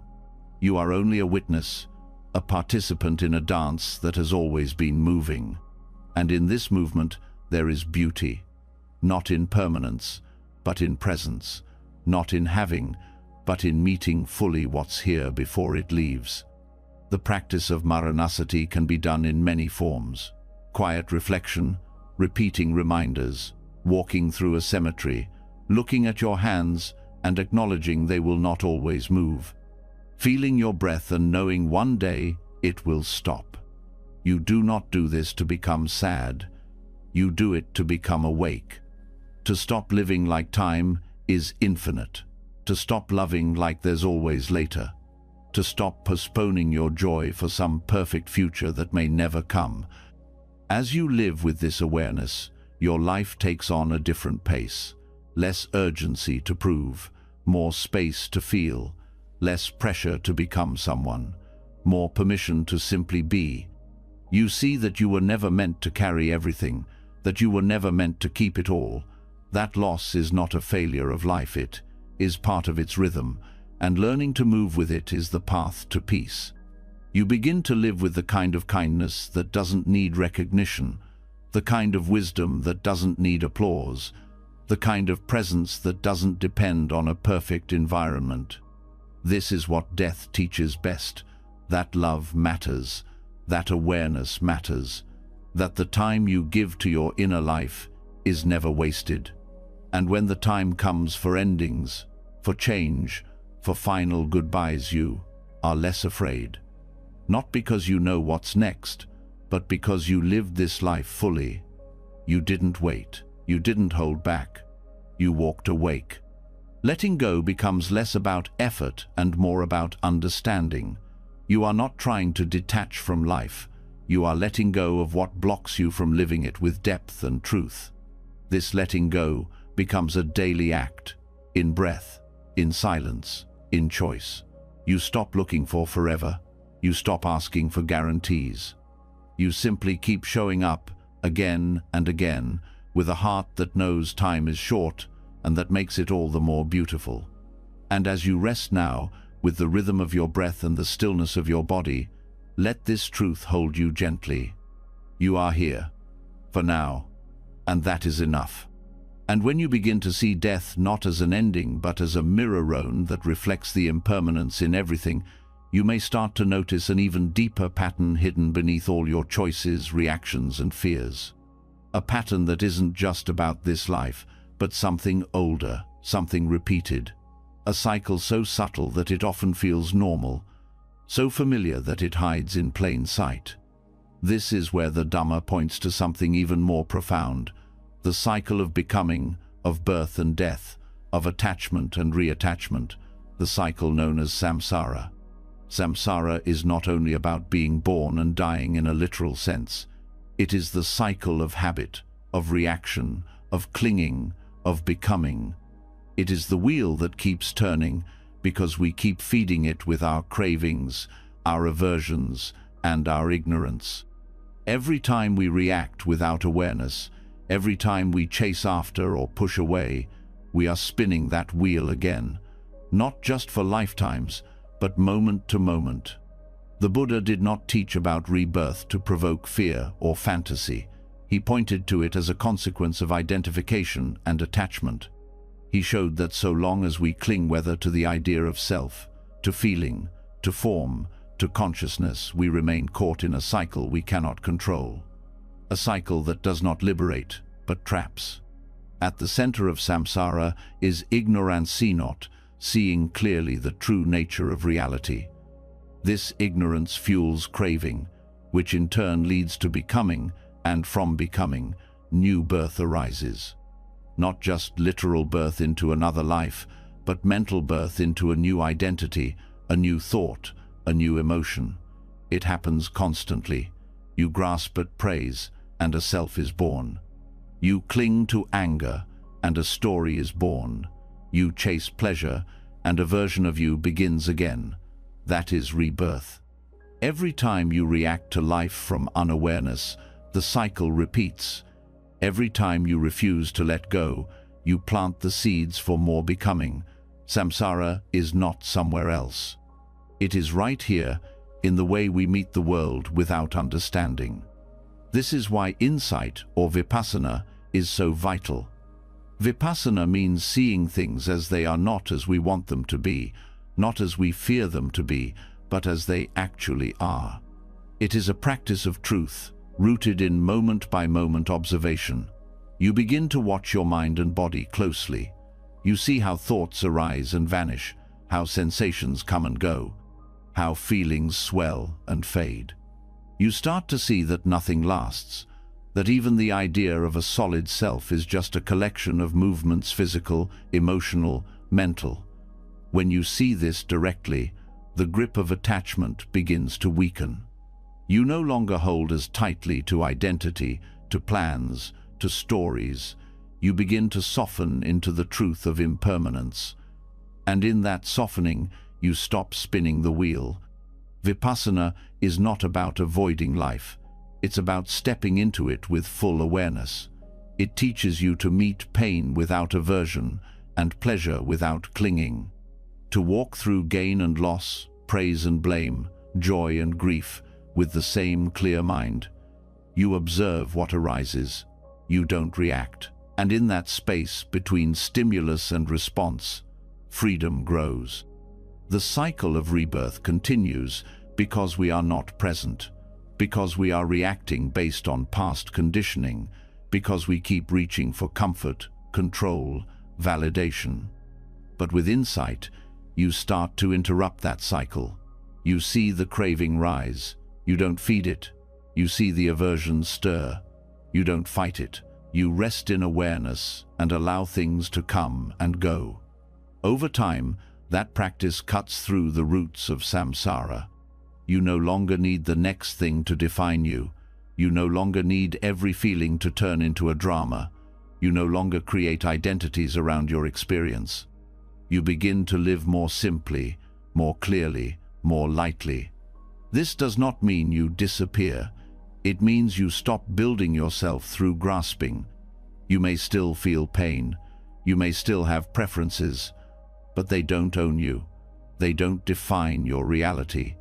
You respond with wisdom instead of habit, with calm instead of impulse. And when you live like this, your actions stop planting the seeds of more suffering. You begin to move through the world without leaving more craving behind. Your presence becomes cleaner. Your energy becomes steady. You start to unhook from the endless loop of becoming. This is what the Buddha called the end of suffering, not that pain stops existing, but that your relationship with it changes completely. You no longer feed it. You no longer make it personal. You see it, feel it, release it. That release, repeated again and again, becomes the path out of the cycle. Not a path of denial, but of awakening. You don't escape life, you wake up inside it. And that waking begins the process of liberation. Samsara is not just a theory, it is the lived experience of constantly becoming something in reaction to something else. But once you see it clearly, you begin to choose differently. Not from fear, not from grasping, but from insight. You choose to stay silent when anger arises, not out of suppression, but out of understanding. You choose to speak gently when pain wants to lash out. You choose to pause when craving pulls hard. These choices, though small, are seeds of freedom, and they grow. Over time, your inner world becomes less crowded, less urgent. You no longer need to always be someone, achieve something, prove yourself. You find rest in simply being aware, in just observing the play of life without losing yourself in it. This is what untangles the web, not knowledge, but seeing, not belief, but experience. You sit, you observe. You learn to watch the world pass through you without getting trapped in every thread. You stop spinning. You stop becoming. You start to feel what it means to just be. And from that being, compassion arises naturally. You see others caught in the same web, grasping, reacting, suffering, and you don't judge. You understand. You feel tenderness. You offer space, because you remember what it was like to be bound. This is not detachment in the cold sense. It is love, without the poison of possession. It is care without conditions. It is seeing the humanity in everyone without needing them to reflect anything back to you. Vipassana deepens this love because it strips away illusion. It brings you face to face with what is real. And the more you live from what's real, the less you suffer, the less you cause harm, the less you spin. Eventually, the idea of self begins to loosen even more. You no longer need to protect a fixed identity. You no longer define yourself by your roles, your past, or your goals. You begin to experience life more like a flow, not a fixed form. This doesn't make you vanish. It makes you free. Free to act without attachment to outcome. Free to love without fear of loss. Free to speak truth without needing to control how it lands. And in that freedom, the cycle starts to dissolve. Not by force, not by resistance, but by understanding. Because what keeps samsara alive is not life itself. It's the way we meet it, with craving, with fear, with blindness. But once you meet life with awareness, the wheel slows, the clinging stops, the becoming fades, and in its place there is peace. A peace that doesn't need anything to continue. A peace that has nothing left to prove. A peace that is no longer part of the web. And as the cycle of becoming begins to dissolve, not through force, but through insight, something unexpected begins to reveal itself. Even as craving weakens and identity loosens, there's often one form of attachment that lingers more quietly than all the rest. Not to pleasure, not to status, not even to self-image, but to pain. To the past hurts that shaped us. To the stories of how we've been wronged. To the familiar weight of suffering we've carried for so long that it now feels like home. This is where the mind clings in its most subtle form, not to what feels good, but to what feels familiar. Not because we want to suffer, but because suffering gives us something to be, a reason, a narrative, a self. The Buddha saw this clearly, that beyond all the noise of craving and distraction, many people remain trapped in suffering not because they haven't had the chance to heal, but because they've grown attached to the identity that pain has given them. The story becomes a shield, a justification, a definition, and slowly the pain stops being something that happened and becomes someone you are. This attachment to suffering is not weakness. It is the mind trying to feel safe. It says, if I let go of this story, who will I be? And that question keeps the pain alive. It makes healing feel like a threat, not a possibility. We cling to our pain because it gives shape to the self, because it helps us feel seen, because it once protected us from harm. But what once protected can also imprison. The Buddha's teachings gently invite us to look deeper, not to erase what happened, not to deny the wounds, but to stop using them as the foundation of our identity. To begin seeing the difference between a story that helps us grow and one that keeps us stuck. The first step is noticing the story, the one you tell yourself over and over, the one that says, I was hurt, so I can't trust, or I was betrayed, so I can't open, or I failed once, so I'll always fail. These stories may feel true, but they are still stories. They are not who you are. They are not the present moment. When you identify with suffering, every part of life becomes filtered through that identity. Even joy is approached with caution. Even love is met with suspicion. Even rest feels undeserved. And so suffering continues, not just because of what was, but because of how the mind continues to relate to it now. This is why awareness is so powerful. When you begin to sit with what hurts without merging with it, the space between you and the pain begins to grow. You realize that the pain is not permanent, that it changes, that it speaks, but it is not the whole voice of your being. From this space, you begin to question, Am I still living in the wound, or am I allowing myself to move through it? The practice is not about forgetting. It is about releasing your need to use suffering as proof of who you are. You start to see how often your pain becomes a way to avoid growth, a way to resist responsibility, a way to feel safe in familiar discomfort. And you also begin to see how much compassion is needed, not just toward others, but toward yourself. Because the moment you stop blaming the world and start taking ownership of your healing, something powerful begins to shift. You no longer wait for the past to be undone. You no longer wait for apology or acknowledgement to feel whole. You begin to give yourself permission to be free. That freedom doesn't come from denying what happened. It comes from no longer using what happened to justify closing your heart, no longer needing pain to keep you alert, no longer holding on to sorrow because joy feels unfamiliar. The Dhamma teaches that all things arise and pass. That includes suffering. But when we hold on to it, when we rehearse it, when we feed it, when we make it our name, it stays. It stays not because it must, but because we keep inviting it back. To break this cycle, you practice turning toward the pain with clarity, not narrative. You feel what's there without building more around it. You learn to sit with the ache without turning it into an identity. And slowly, the mind stops needing it. You also begin to notice how often pain becomes a way to connect, how we bond through wounds, how we measure depth by shared hurt. There's nothing wrong with vulnerability, but pain is not the only thing that connects us.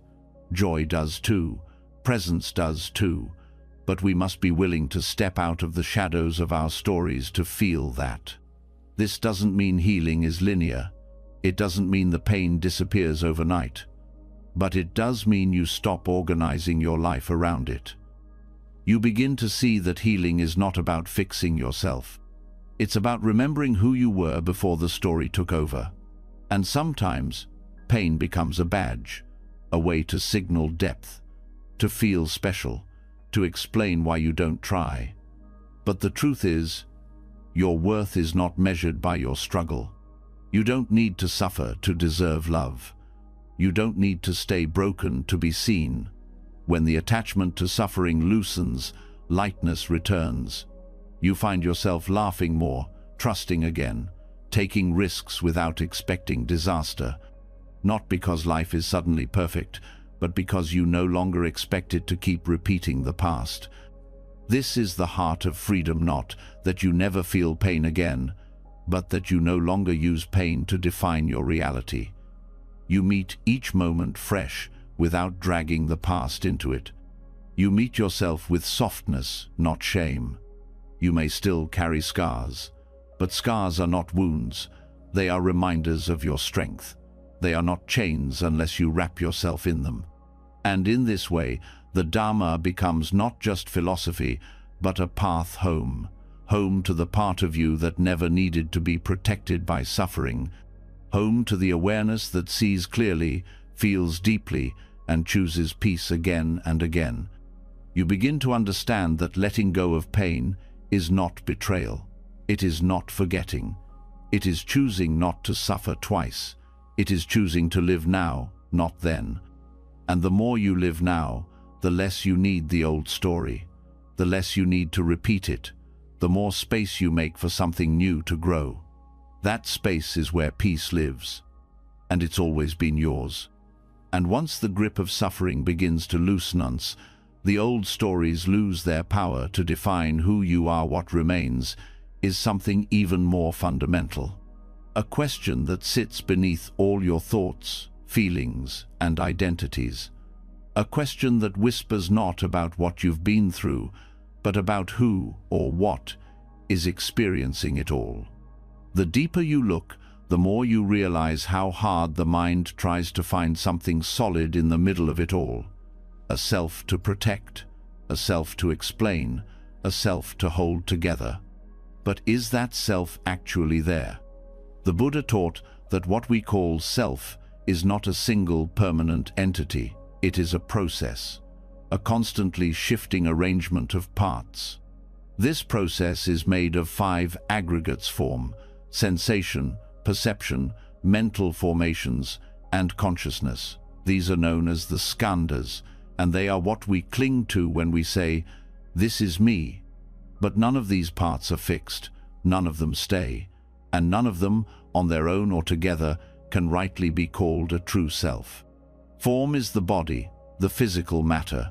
It changes from the moment we are born. It ages, breaks down, heals, decays. It responds to environment and time, to food, to illness, to rest. And yet we often say, "This is my body," as if it is who we are.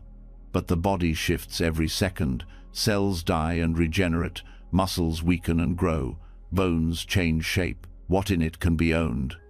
Sensation is the second aggregate, the raw data of experience. Pleasant, unpleasant, or neutral.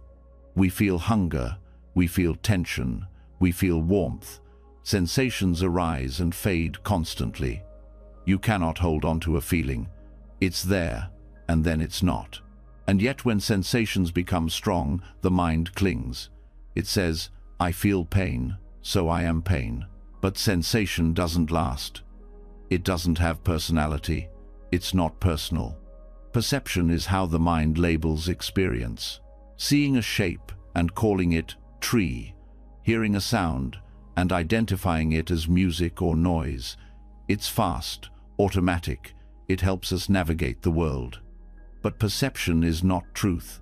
It's filtered by memory, emotion, bias, and it changes.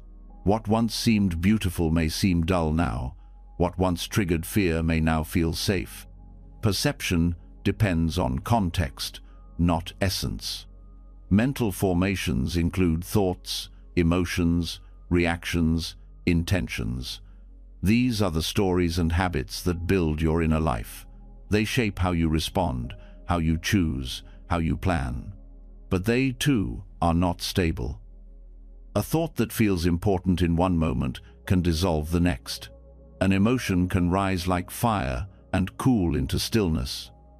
Mental formations are built by causes and conditions. They are not you.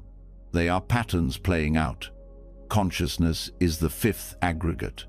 It is awareness itself, the knowing of experience. It is not content, but the presence of knowing. Consciousness depends on contact. There is eye consciousness when there is form to see. There is ear consciousness when there is sound to hear. But there is no unified, constant observer behind it all. It is a process, not a person. Together, these 5 aggregates make up what we often call a person. But none of them are fixed. None of them last. None of them exist independently. They arise from conditions, and they pass. To cling to them is to cling to mist and call it stone. This is what creates the illusion of self. Not something evil or wrong, but simply a misunderstanding, a deeply conditioned habit of mind. We say "I" because it's convenient, but beneath that word there is no solid center. And yet we cling. We cling to appearance, trying to preserve youth. We cling to emotion, trying to stay happy. We cling to thought, believing that what the mind says is true. We cling to preferences, memories, judgments, and all the while, the parts keep shifting. This clinging creates fear, because what is unstable must be protected. We fear death not just because life ends, but because we think the self ends. We fear rejection because we think the self is being erased. But there was never a permanent self to begin with. Seeing this clearly begins to dissolve fear at the root. It is not that you disappear, it's that you realize you were never as fixed as you thought. You are the sky, not the weather. The awareness, not the contents of awareness. This insight doesn't make you disconnected, it makes you free. You can meet each moment freshly, without dragging identity into it. You don't have to defend a fixed personality. You don't have to be the same every day. You don't have to hold on to roles that no longer fit. You stop building a self from what you like or dislike. You stop needing people to mirror your identity. You stop attaching to praise or criticism because neither defines you. You stop reacting from ego because ego is no longer the center. And you begin to feel a kind of peace that is not tied to certainty. A peace that comes from no longer trying to hold yourself together. A peace that allows you to flow, to shift, to rest. This insight also transforms relationships. When you don't cling to identity, you don't force others to cling to theirs. You allow change. You forgive more easily. You don't expect anyone to be your reflection. You meet people as they are, not as you wish they were. Vipassana helps cultivate this understanding. When you observe the aggregates closely, you begin to see how they work together, how they rise and fall. You begin to disidentify from them, not with rejection, but with wisdom. You respect the mind and body, but you no longer confuse them with your core.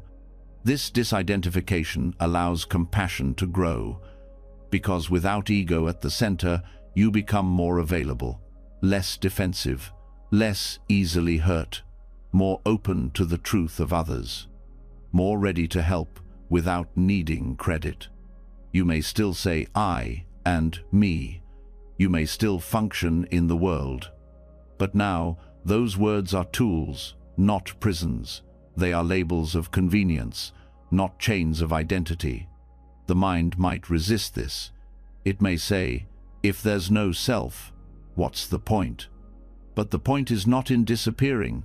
The point is in no longer suffering from the illusion of control.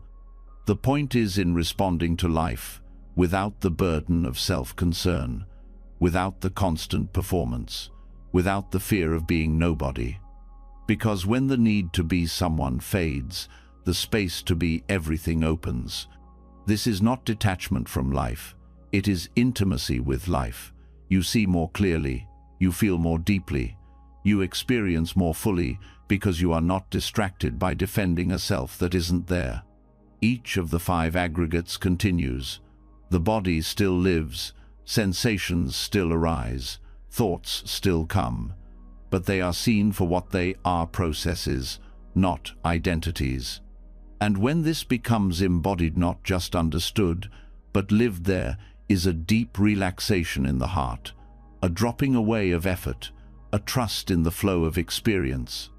This trust becomes your new foundation, not the unstable identity of form, feeling, or thought, but the openness that remains when grasping ends. From here, everything changes, and yet you remain steady, not because you are holding tight, but because there is nothing left to hold. Only freedom, only now, only the clarity that sees and lets be. And when the illusion of self is seen clearly, when you no longer mistake passing thoughts, sensations, and stories for something solid, you begin to approach life from a place that isn't built on fear or validation. You begin to act not because it adds to your image, but because it arises from truth. And yet even then, a new challenge appears. How do you live with purpose and care without falling back into the trap of needing to control what happens next? This is where karma meets detachment. So often, karma is misunderstood as some cosmic reward system. Do good, and good things happen.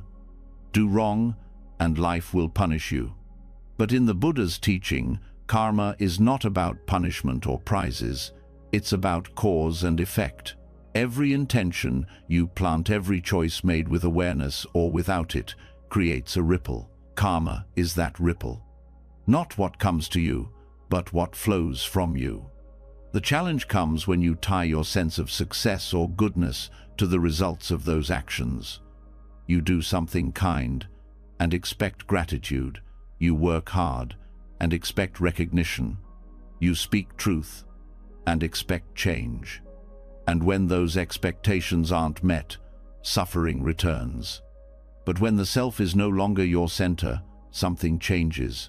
You start acting from a different source, from needing results, but from alignment, from integrity, from wisdom.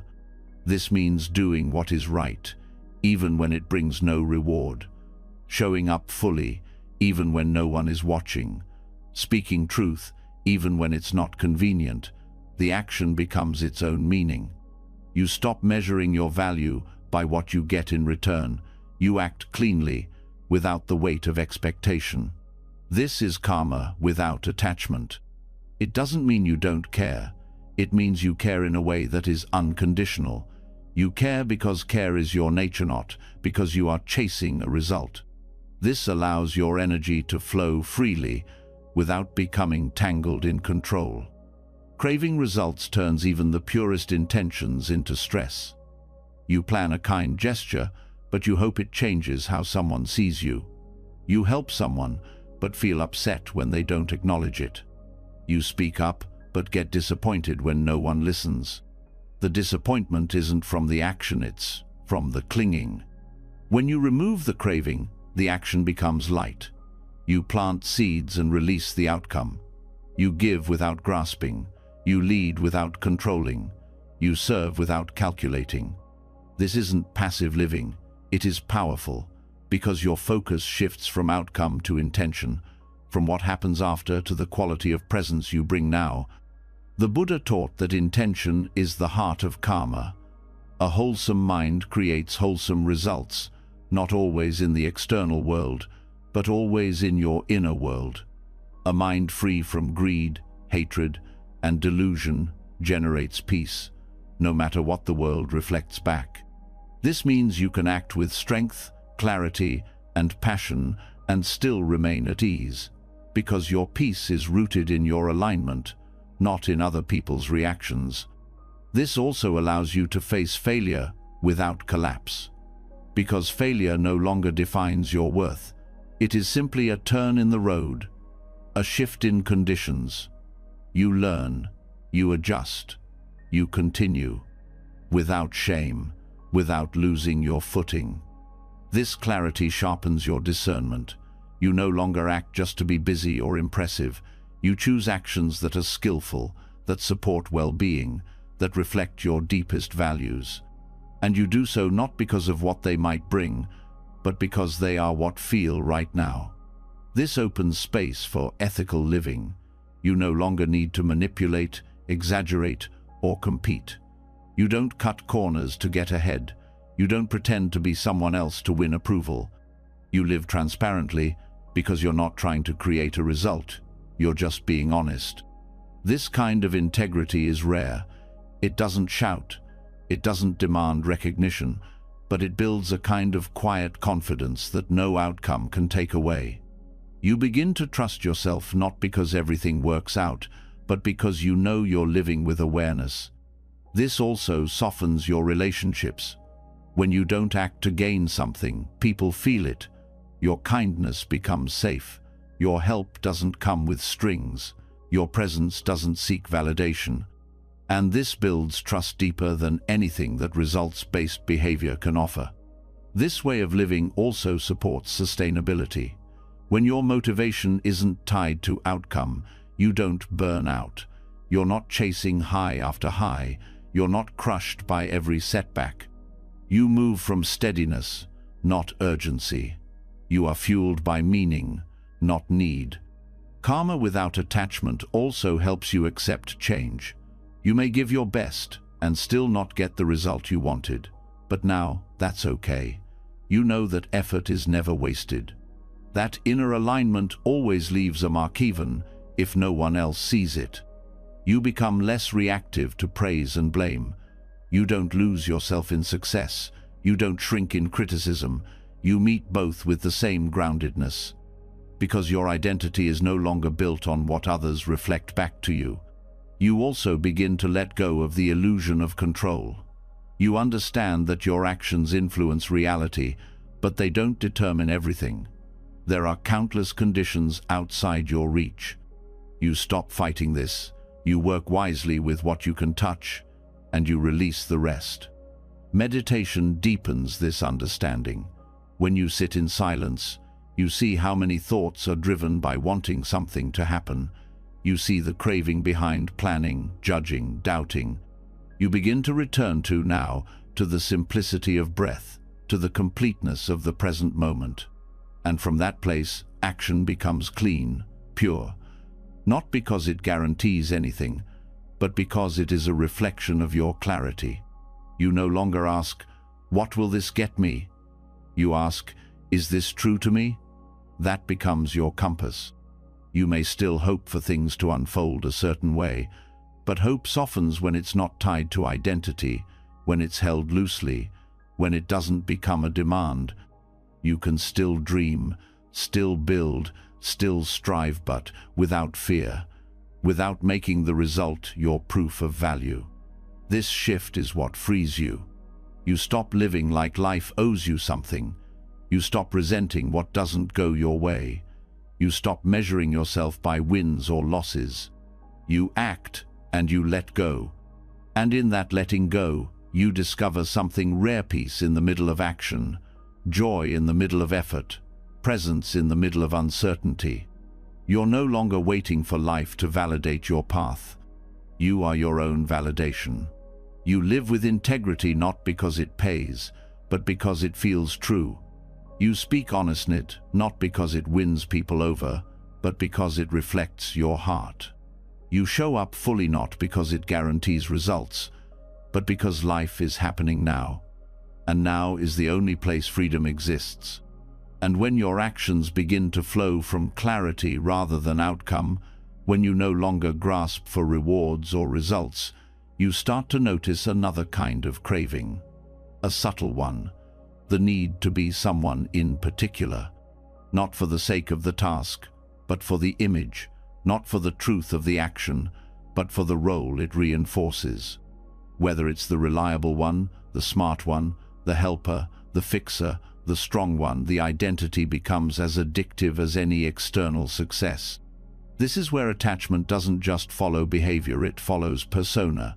You begin to wear your roles like armor. But over time, what once made you feel safe begins to feel heavy. Because the more tightly you hold on to being someone specific, the more pressure you feel to stay that way. Even goodness, when attached to, becomes a burden.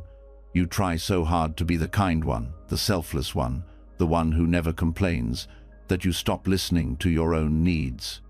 You feel guilty for setting boundaries. You smile through discomfort. You serve everyone until there's nothing left for yourself, but still believe you should be able to give more. And when you can't, you feel like you've failed not just others, but who you thought you were supposed to be. The problem is not kindness, it's identification. When you become attached to the idea of being the good one, it stops being compassion and starts being performance. You act not from presence, but from pressure. And the cost is often your peace. This same trap appears in achievement. Being the competent one, the successful one, the one who gets it right, these can easily become cages. You feel unworthy if you slow down. You panic when you make mistakes. You lose touch with the part of you that exists beyond doing. Every moment becomes a test of whether you're still enough. And identity roles don't only come from within, they're reinforced by others' families, cultures, relationships. You're expected to play a part, to keep being who people believe you are. Any deviation can feel like betrayal, but the Dhamma offers a way through, not by rejecting who you've been, but by seeing it clearly, by recognizing that any role, no matter how positive, is still a concept.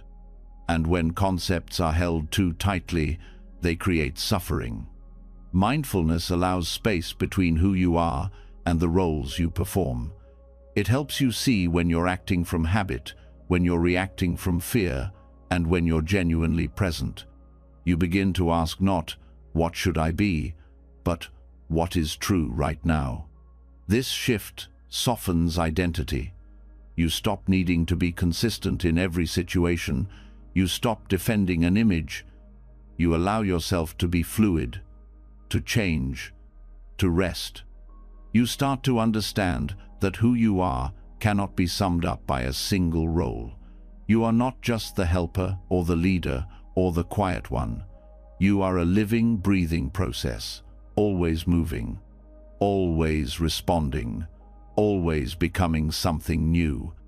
Letting go of roles doesn't mean losing direction. It means regaining freedom. You can still lead, still support, still create, but now you're not doing it to prove anything. You're doing it because it aligns with the present, because it feels honest, not expected. This honesty makes relationships more real. You stop trying to be everything for everyone. You stop managing others' expectations as if it's your full-time job. You become more transparent. You speak from your center, not your label. You also begin to meet others with less projection. You stop expecting people to stay who they've always been. You give them space to change, to fail, to surprise you. You let go of the script and start listening to the moment. This presence is powerful. It doesn't need to impress. It doesn't perform. It doesn't grip. It meets life freshly.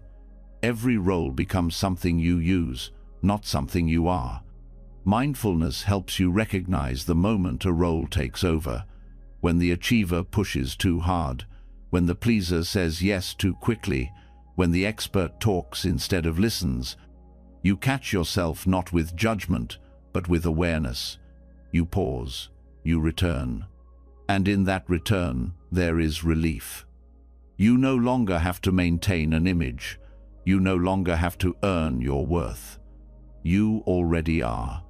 This kind of freedom cannot be found in accomplishment or approval. It can only be found in presence. Even spiritual roles can become traps. Being the mindful one, the wise one, the healed one, these can be as sticky as any worldly label. You feel pressure to never struggle, to never feel doubt, to always have the right answer. But the path is not about performing awakening. It's about living truthfully, even when it's messy, especially when it's messy. You don't need to be seen as awakened to walk the path. You don't need to be seen as strong to be strong. You don't need to always be consistent to be authentic. As you release these roles, the breath deepens, the mind softens, the body relaxes. You stop trying to be good. You start being real. This allows space for curiosity. You explore parts of yourself that were once hidden behind your roles. You allow new interests to arise. You let your inner world expand. And with this expansion, your energy returns. Because now, you're not using all of it to maintain an image. You're using it to be alive. This is how identity begins to open. Slowly, gently, not by force, but by awareness. You don't destroy the roles. You simply stop mistaking them for you. They become tools, not definitions, temporary, not essential. And through it all, you remain unchained, untouched by labels, anchored in truth. You are not what others expect. You are not the story you repeat. You are the awareness that sees through all of it. And that awareness is enough, always. And once the layers of identity begin to soften the pressure to keep playing roles fades. What remains is a kind of openness that feels both peaceful and unfamiliar. You begin to see how much of your energy has gone into managing how you appear, what you represent, and who others think you are. But even without those roles, the mind continues. It keeps building, naming, judging, explaining. Even in silence, it keeps talking. And here, a deeper form of release becomes necessary, not from roles, but from the constant narration within. This is where noble silence begins, not as simply the absence of talking, but as a radical shift in how we engage with experience. It is a space where we stop explaining ourselves, stop defending our opinions, stop adding commentary to every moment. It is a practice of letting the world be what it is without interruption, and of letting yourself be what you are without trying to turn it into something. We live in a culture of constant speech. Whether out loud or through devices, we are rarely without words. There is always something to say, post, prove, argue, or defend. The moment a thought arises, it's shared, and beneath all of it is often the desire to be heard, to be understood, to be seen.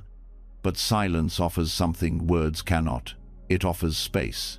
It offers clarity. It allows what is true to arise without being shaped by the need to perform. Noble silence is not just about external quiet. It is about quieting the impulse to narrate everything, to inject your opinions into every conversation, to fix discomfort with explanation, to make meaning through endless analysis. This silence creates a different kind of relationship with the mind. When you are not constantly feeding it with language, it begins to slow. Thoughts still come, but they don't hook as deeply. Judgments arise, but they fade more easily. You begin to witness the mind without becoming it. And from this witnessing, something rare emerges, peace that is not manufactured, but revealed. In noble silence, you also start to notice how often speech is used to reinforce identity. Every story you tell shapes who you think you are. Every opinion you share becomes another thread in the fabric of self. Every reaction you speak aloud makes it feel more real. But when you hold that reaction silently, even for a moment, you begin to question it. You ask, is this helpful? Is this true? Is this necessary? Silence becomes a filter through which wisdom can arise. This is why silence has always been honored in contemplative traditions, because it allows you to meet experience directly without shaping it through language. It invites a kind of presence that is deeper than explanation, a kind of understanding that does not depend on words. Practicing noble silence doesn't mean cutting yourself off. It means returning to simplicity, saying less but with more care, speaking only when it's useful, listening without planning your next sentence, being okay with pauses, gaps, and unspoken truths. This kind of speechlessness teaches humility. You learn that you don't always need to contribute. You don't always need to be right. You don't always need to fill space. There is dignity in restraint, power in holding silence. You also learn that some truths only arise when you're quiet long enough to hear them. Words can be distractions, even when well-intended. Sometimes, clarity waits behind the noise. Silence gives it room to surface. This practice can begin in small ways. Choosing not to reply right away, taking a pause before speaking, spending time each day without speaking, texting, or reading, sitting in stillness with no agenda. And over time, this silence deepens. You begin to see that the constant need to express is often rooted in fear. Fear of being forgotten, fear of being misunderstood, fear of being no one. But when you meet that fear with presence, you discover that being silent does not make you disappear. It helps you return. Return to what is simple, return to what is real, return to the breath, to the body, to the truth of the moment. This also helps soften arguments. Without the need to speak, many conflicts dissolve on their own. Without defensiveness, many misunderstandings lose their power. Silence becomes a doorway to peace, not because nothing is said, but because nothing unnecessary is said. You learn to let go of the last word, to stop seeking validation in reaction, to stop filling silence just to avoid yourself. And in that space, you meet the part of you that doesn't need to be explained. This is the heart of noble silence. Not just a pause in speech, but a pause in selfing, a rest from building and proving, a chance to simply be. When silence becomes intentional, it reveals the patterns of the mind. You begin to notice how often speech is about control, how often it's about being liked, admired, or believed. But when you let those impulses pass without acting on them, a deeper honesty emerges. You begin to speak less often, but with more kindness, more accuracy, more purpose. And you start to listen not just to others, but to yourself, to your breath, to the sound of wind, to the quiet beneath thinking. Silence becomes less about absence and more about presence. And when you speak again, it is with awareness. The words come from clarity, not reaction, from stillness, not habit. You don't talk to be someone. You speak because it's needed. This way of living also heals the nervous system. The pressure to constantly respond keeps the body tense. Silence invites release, a slowing down, a recalibration. Your energy returns to the core instead of scattering outward. Over time, this practice changes your relationship with communication entirely. You stop speaking to fill space. You begin speaking only when it adds value. You become more precise, more thoughtful, more attuned. And even when words are used, the silence behind them remains. You speak from stillness, not separation. You listen from presence, not expectation. This balance creates harmony not just within you, but in your relationships. You stop needing noise to feel connection. You stop needing constant conversation to feel close. You realize that some of the most meaningful moments happen in shared silence. Noble silence also reminds you that wisdom does not always speak. Some truths are too vast for language. Some insights arrive through stillness, not explanation. When the mind becomes quiet, it opens. And in that opening, you find a kind of knowing that has no words but says everything. And when you begin to taste the depth of true silence, just with your voice, but in your mind, something unexpected comes into focus. The moment the outer world quiets down, the inner noise that remains is easier to see. And part of that noise doesn't come from what's happening now, but from a version of you that lives elsewhere. The one that's always connected, the one that shares, scrolls, reacts, the one that exists online. Even in silence, that self lingers. In today's world, much of our identity is no longer lived, it's displayed. Not just in person, but through profiles, images, status updates, and curated opinions. We don't only experience life anymore, we document it. And the more we do, the more we begin to attach to the version of ourselves that lives in a digital space. From a Buddhist perspective, this digital self is yet another form of clinging. It is the attachment to appearance, to performance, to recognition. The more we feed it, the more real it begins to feel. But like all other identities, it is impermanent. It's a construction. It's a mirror of craving. Social media offers attention, but it also demands it. Every post seeks validation. Every comment shapes perception. Every like becomes a small hit of approval. But these moments are fleeting, and the high fades quickly, leaving a hunger for more. You may begin with the intention to connect, but quickly find yourself measuring worth through numbers, through shares, reach, and engagement, through how much others react, not how deeply you are living. This doesn't make you weak. It makes you human. But it also reveals a modern challenge: how to live in a connected world without becoming consumed by it. How to remain present when so much of your attention is pulled into a space that never rests. The Buddha taught that craving leads to suffering, and digital craving is no exception. The craving to be seen, to be relevant, to not miss out. It keeps the mind spinning. It creates comparison. It stirs restlessness. And the comparison is endless. You begin to feel less than, not because you're lacking, but because someone else's highlight reel becomes your mirror. You compare your inside to someone else's outside. Their joy becomes your absence. Their success becomes your failure. But this comparison is based on illusion. What we see online is rarely the whole picture. It's a selection, a curation, a highlight, yet we believe it and suffer because of it. This kind of suffering is subtle. It doesn't shout. It hums quietly beneath the surface, draining your peace.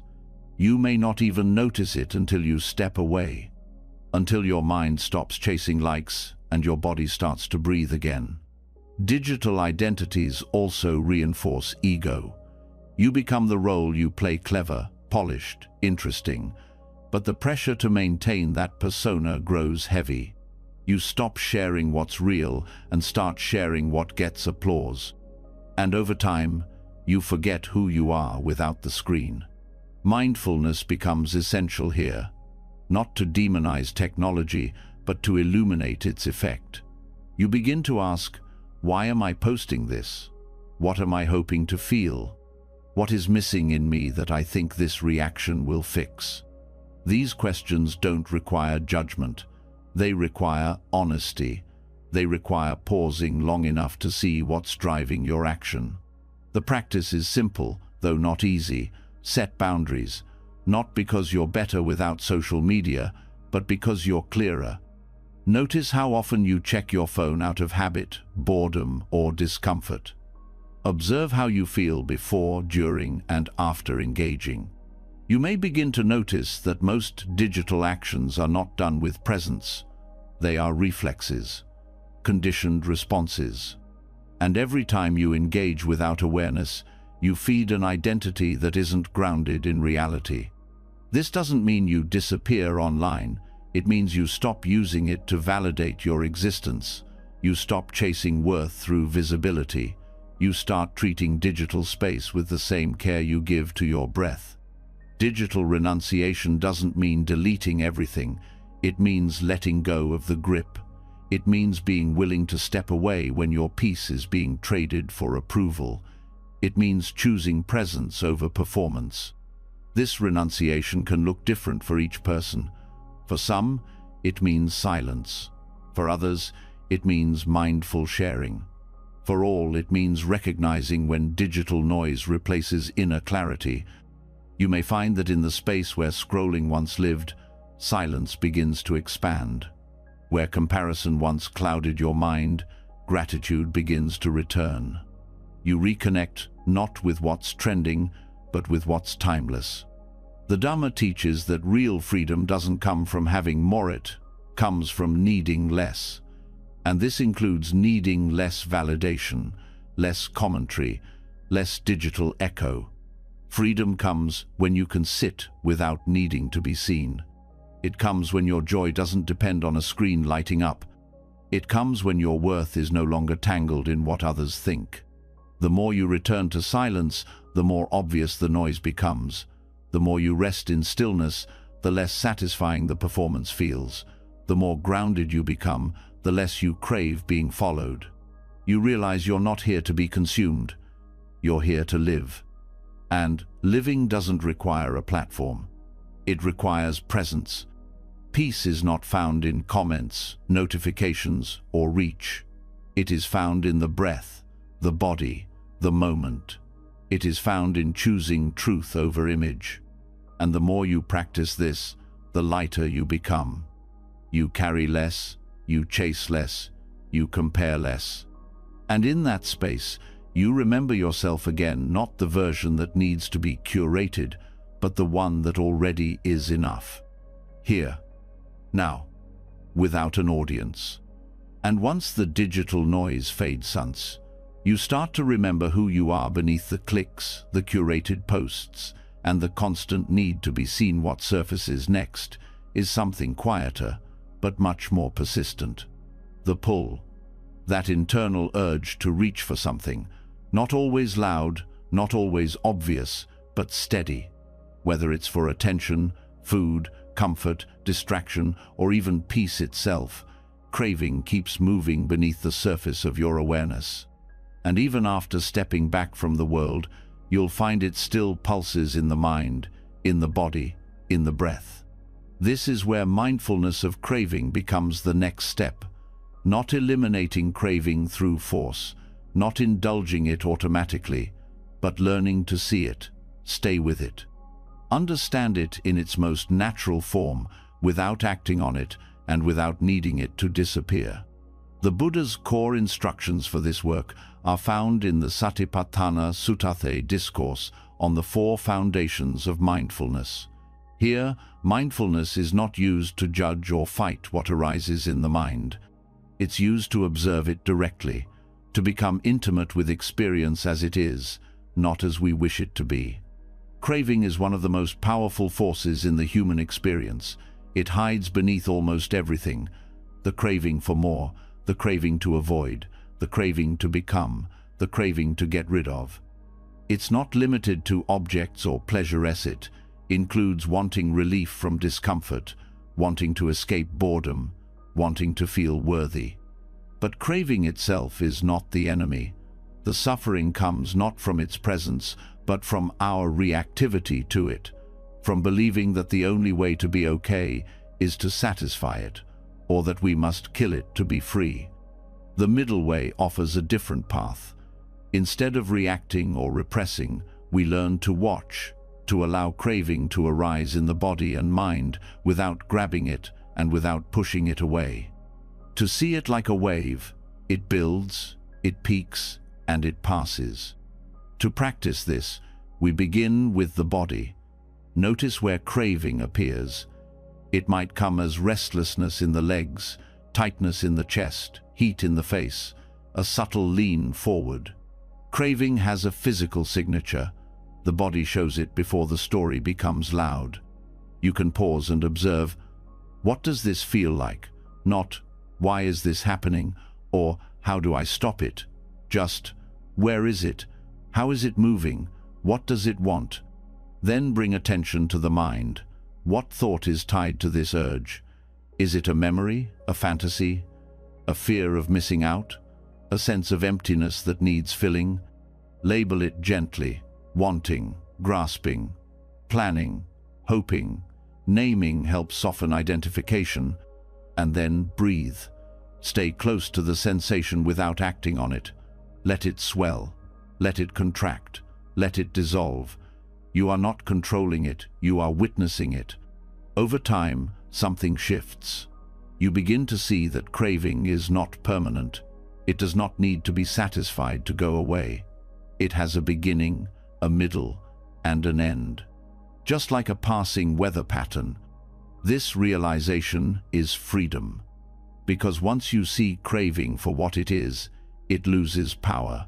Not immediately, but gradually. It no longer pulls you the same way. You can say, yes, this is here, without needing to feed it. This is not suppression. Suppression is pushing something down because you're afraid of it. Mindfulness is holding it in the light because you're willing to see. You may notice how often craving arises from small triggers: a smell, a sound, a glance, a memory, and how quickly the mind jumps from that to action. But with mindfulness, the space between trigger and response grows. You now have a choice. You can feel the tug without being pulled. This practice also helps reveal how craving creates the illusion of urgency. It whispers, now, you must have this. You won't be okay without it. But when you pause, even for a breath, the illusion begins to weaken. You see that the urgency is not truth, it's just sensation. You also start to notice the craving to be different, to be someone else, to be more healed, more mindful, more spiritual. Even on the path, craving wears many faces. But mindfulness doesn't judge craving for being there. It simply says, this too. Even the craving for awakening can be seen with gentleness, not clung to, not rejected, just seen. In this way, craving becomes your teacher. Not because it is pleasant, but because it is real. It shows you where the self is still being built, where attachment still lives, where illusion still holds power. The more you observe, the more subtle cravings reveal themselves, not just for things, but for identity, for being right, for being safe, for being admired. These are harder to see, but even they can be met with the same calm awareness. This is the beauty of the Satipatthana Sutta. It doesn't give complicated instructions, it gives space. Space to sit with what arises, space to be honest, space to come back to now, again and again. And as the practice deepens, you begin to realize that craving doesn't just arise in the presence of desire. It also shows up in aversion, the craving for things to stop, for discomfort to end, for people to change. So the same awareness is applied. Where is this felt? What thoughts accompany it? Can I hold it without acting? Not once, but again and again.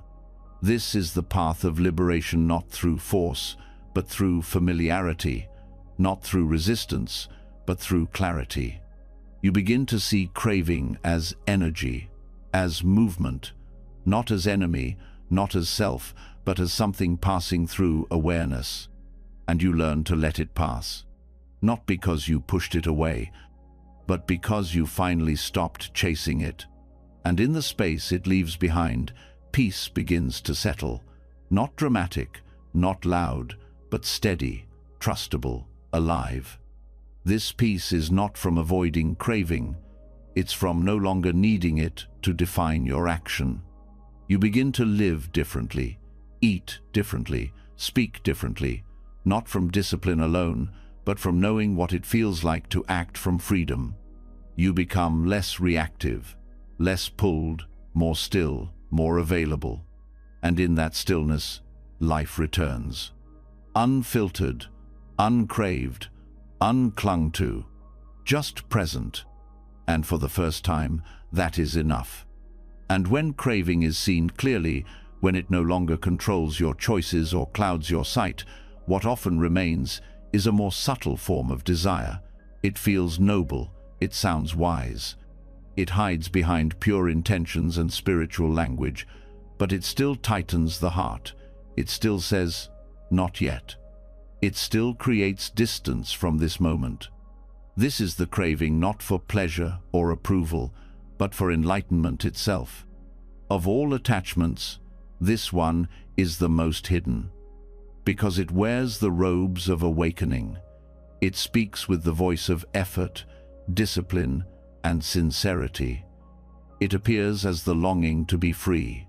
But when closely observed, it carries the same energy as every other craving, the belief that peace lies somewhere else, that something more must happen before this moment is enough. This craving can begin with innocence, a glimpse of stillness, a taste of freedom, a moment of clarity. And then the mind says, yes, this is it. Now how do I hold on to this forever? That's when the grasping returns, not around objects or identity, but around a state. The Buddha warned about this final trap, the attachment to states of mind, the attachment to purity, to silence, to insight. Not because these things are wrong, but because clinging to them becomes the very thing that blocks the way forward. Wanting to awaken is not the same as being awake. The more you chase a final destination, the more you separate yourself from the path that leads there. Because awakening is not something to get, it's something to uncover.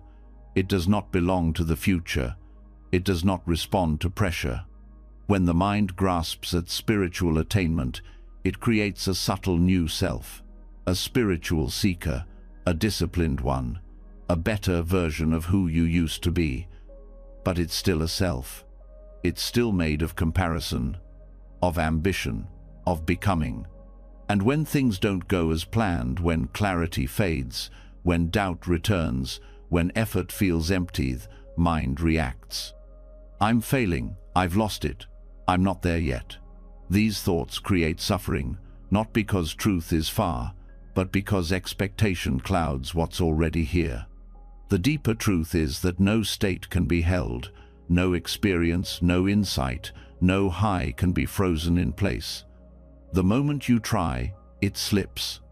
That slipping is not failure, it's nature.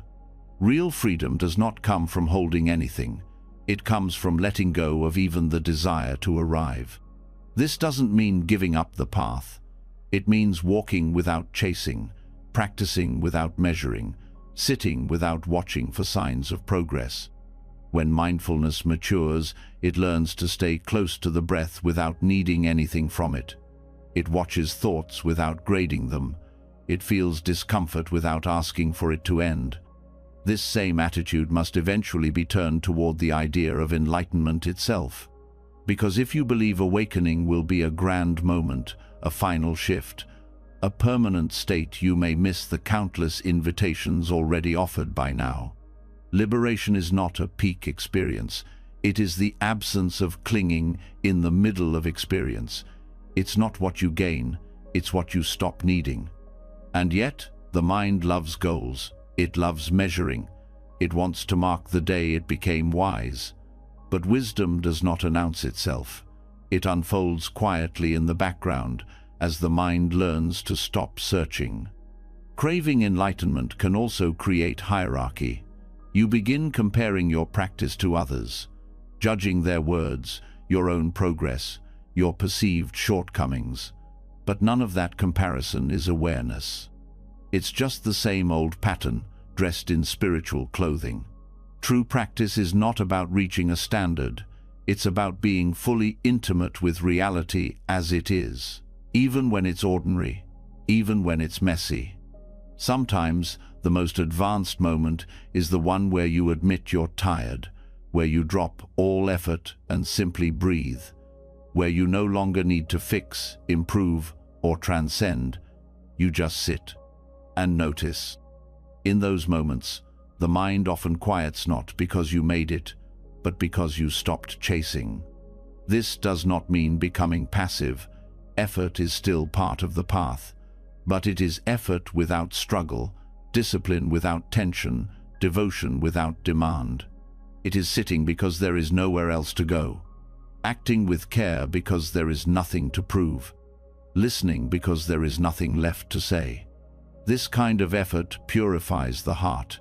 It removes the subtle pride that comes from being on the path. It softens the desire to be seen as wise or serene. It allows practice to become invisible, integrated, alive. One of the hardest things to accept is that you cannot force awakening. You cannot push your way into insight. You can only create the conditions and let go. You can only keep showing up and releasing the grasp. When the mind relaxes its grip, clarity arises on its own. When craving falls away, truth reveals itself. Even the image of a final awakening, some perfect, unchanging state, must be questioned. Because life keeps moving, the body changes, emotions shift, memories surface, silence deepens. You do not become someone else. You return to what you've always been. What falls away is the idea that any of it needs to be different. The practice becomes cleaner, simpler, more honest. Not because you've figured it out, but because you've stopped needing to. And from that place, peace becomes accessible in every moment, even in struggle, even in silence, even in doubt. Because now, you no longer measure presence by how it feels. You measure it by how lightly you hold it. You stop reaching. You stop becoming. You start trusting. And the most surprising part is this. The peace you were seeking was never hidden. It was just covered by the need for something more.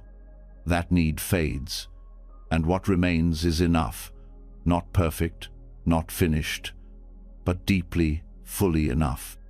That is the freedom the Buddha pointed to not in special states or grand achievements, but in the letting go of what we never needed to carry.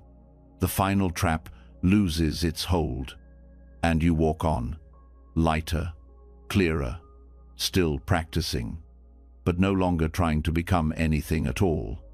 And once the path is no longer a pursuance, even the desire for awakening has been seen and released. What remains is a quiet space that no longer needs to grasp at anything, not even the most sacred goals.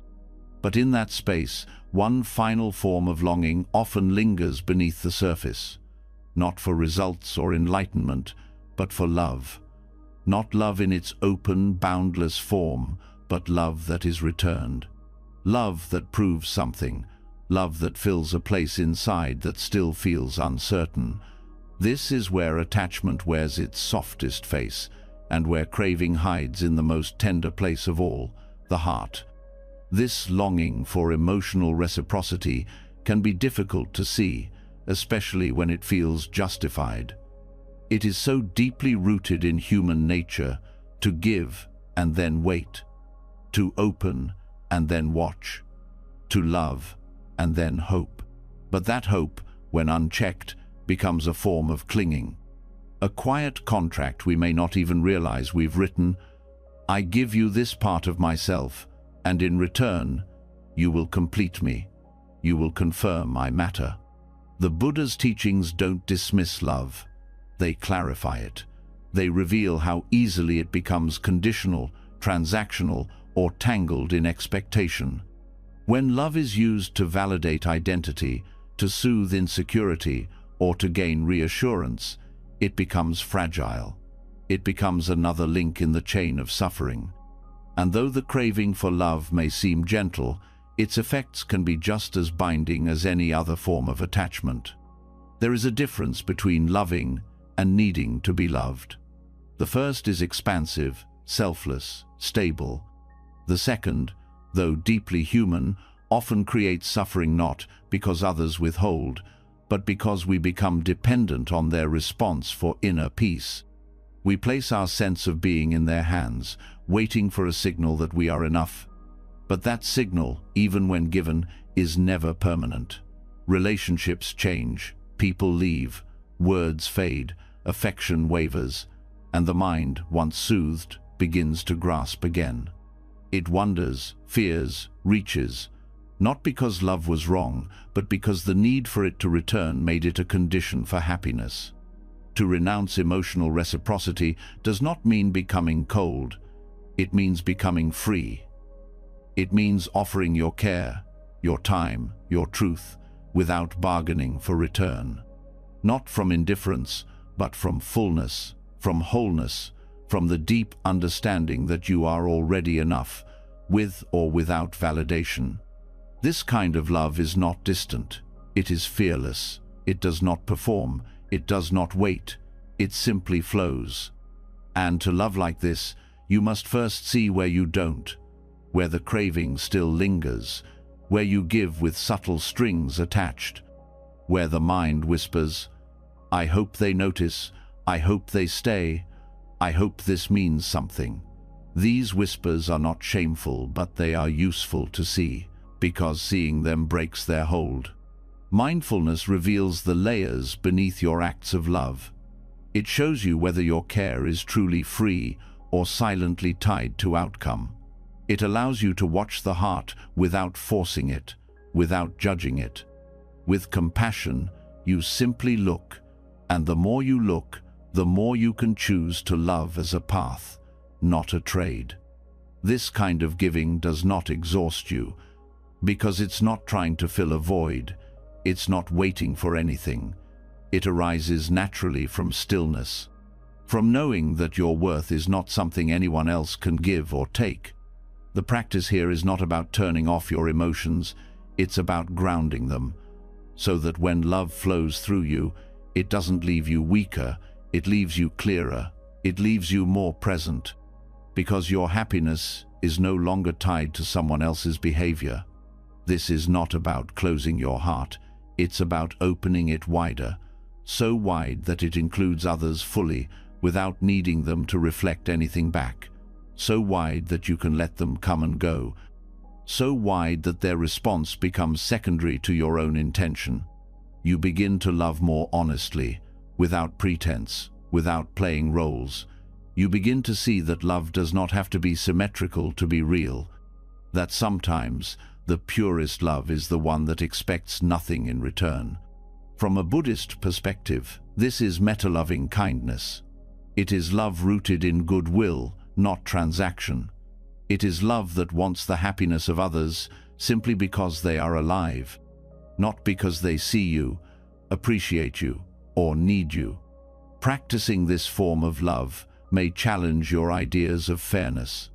The mind may protest, why should I keep giving if they don't care? But that question comes from scarcity. It comes from the belief that love is limited, that giving it without return means loss, But true love is not currency. It doesn't diminish with use. It grows in the giving. Still, this does not mean tolerating harm. Loving without needing return does not mean abandoning your well-being. It means loving clearly. It means choosing when and how to give, based on wisdom, not hope. It means walking away if needed, not because love ended, but because you no longer confuse it with dependence. This inner shift is freedom. You stop asking others to complete your sentence. You stop needing their reaction to prove your value. You love because it is your nature, not because it's your need. And when that love is returned, you receive it gratefully, but you no longer depend on it. It becomes a gift, not a requirement. This shift is not a rejection of intimacy. It is the foundation of deeper intimacy, because now you show up whole. You listen without defending. You offer without keeping score. You see others not as solutions, but as fellow travelers worthy of care, but not the source of your peace. The practice deepens as you reflect on the nature of relationships. How many have you clung to not for love, but for security? How many have you feared losing not for connection, but for what they said about you? These questions are not accusations, they are openings. They reveal the hidden cravings behind attachment, and in seeing them, you begin to unwind the knots. You start to ask different questions, not, do they love me back, but, is my heart open? Not, will this last? But, is this honest right now? Not, what will I get? But, what am I giving? These questions bring you back to center. They shift your focus from reaction to intention, from control to compassion, from craving to clarity. And as clarity deepens, so does trust. Trust in your ability to remain whole, even when others change. Trust in your ability to care without collapsing. Trust that love, when given freely, is never wasted, even if it goes unnoticed. You begin to walk through life lighter, more generous, not because you've figured out the perfect way to love, but because you've stopped needing love to be perfect. This way of living invites peace, a peace that doesn't depend on what anyone else says or does, a peace that comes from resting in your own heart, fully open, fully safe, fully enough. And in that space, love continues. Unbound, untraded, undiminished, simply present and deeply free. And after love has been untangled from need, when the heart learns to give without asking, to open without bargaining, what remains is often far subtler. Not the dramatic clinging to people or outcomes, but the quiet pull of preference, a subtle leaning, a quiet aversion. An invisible sorting of experience into what we want more of, what we wish would last, and what we'd rather avoid. These small pushes and pulls seem harmless, natural even, but beneath them lies the same structure of attachment, only softer, harder to notice, and more accepted by the world around us. Preferences shape nearly every moment.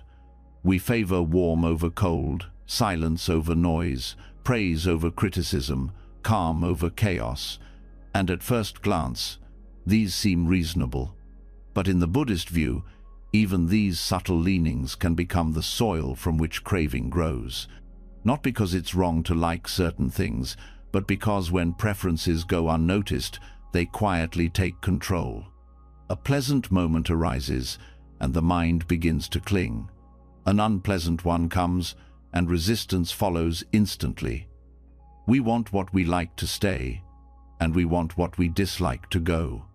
That wanting becomes tension, even suffering, not because the experience itself is painful, but because we're unwilling to let it pass. This happens so quickly that most of the time we don't even see it. We feel restless and assume something's wrong.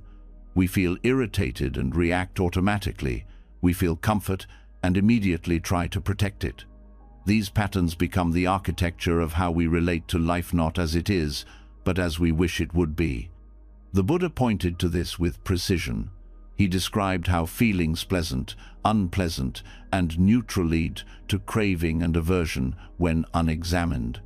The moment a feeling is judged as good or bad, the mind begins to move. It doesn't stay present. It chases or it avoids. It leaves now behind. But what if we could stay? What if we could meet each moment, not by sorting it into categories, but by allowing it to unfold? This is the practice of non-reactive awareness, a way of meeting experience without needing to label, fix, resist, or chase. It begins by recognizing the presence of preference, by naming it, by seeing that even in stillness, the mind leans. When the breath is shallow and you wish it were deeper, when the room is noisy and you long for quiet, when a comment irritates you and you want to pull away. These are invitations not to correct the moment, but to understand your own habits. You can begin to watch for these subtle movements of the mind. Ask, what am I wanting right now? What am I resisting? Is there a preference shaping how I see this? And then pause. Not to suppress, not to indulge, but to witness, to let the preference be seen without being followed. In that pause, freedom becomes possible. You start to notice how often preferences arise without any real purpose, how often the mind moves toward comfort, even when discomfort holds more truth, how often it rejects what might offer insight, simply because it feels unfamiliar. The tyranny of preference is that it narrows your life. It says, only this is okay, and anything else becomes a problem. But life doesn't obey your preferences. It moves in its own rhythm, bringing what it brings. When you live by preference, you are always at odds with something. Freedom begins not when preference disappears, but when it no longer defines your response. You can feel discomfort without resisting it. You can feel attraction without needing to possess. You can feel boredom without needing to escape. You can sit in a moment just as it is, without dividing it into like or dislike. This doesn't make you passive, it makes you spacious. You respond, not from craving, but from clarity. This clarity also reveals how preference shapes identity. We say, I'm the kind of person who likes this, who doesn't like that. But these are just preferences we've practiced. They become identity only when we repeat them without awareness. When you stop clinging to preference, you also stop defending identity. You no longer need to be consistent with your past. You can change your mind. You can meet each experience on its own terms. This opens up the world. You begin to see that the discomfort you once rejected has something to teach you, that the silence you once craved may be filled with restlessness, that what you thought you liked may no longer nourish you. You become less rigid, more curious, less reactive, more receptive. This shift touches even the smallest actions: the food you eat, the way you walk, the way you sit with someone you disagree with. You begin to act not because it matches a preference, but because it feels aligned in this moment. And the less you cling, the more joy arises. Not the joy of preference being met, but the joy of not needing it to be. A joy that is available even in imperfection, even in noise, even in failure. You stop chasing the perfect moment. You stop avoiding the hard ones. You live more fully because you're no longer editing reality to match your taste. Mindfulness is the tool that makes this possible. It creates the space between sensation and reaction, between preference and habit. In that space, you discover you don't have to follow every urge. You can witness it, breathe with it, let it pass. The mind will still prefer. That's its nature. But you are not the mind. You are the awareness that sees the mind. And that awareness doesn't need preference to be at peace. It rests in what is. It trusts what arises. It opens to all of it. And in that openness, something simple and profound is revealed. You are free not because life matches your likes and dislikes, but because you've stopped needing it to. So now, as the breath moves softly in and out and the body finds its rest, take a moment to feel how far you've traveled, not across distances, but inward. You've unlearned the craving for things, released the grip on outcomes, softened the rigid self, quieted the mind's need to be seen, praised, understood. You've watched the illusion of control fade and witnessed a stillness that was always there beneath the wanting. You now understand how even the noblest identities can become cages, how silence heals what words cannot, how craving even for peace or love or truth can pull us from the freedom that is already here. You've stepped out of the past, released the future, and made space for a moment that holds everything without needing to hold anything at all. This is not the end of the path, but it is the moment where walking becomes lighter. If this journey spoke to something inside you, leave a comment below with just 2 words. I'm letting go.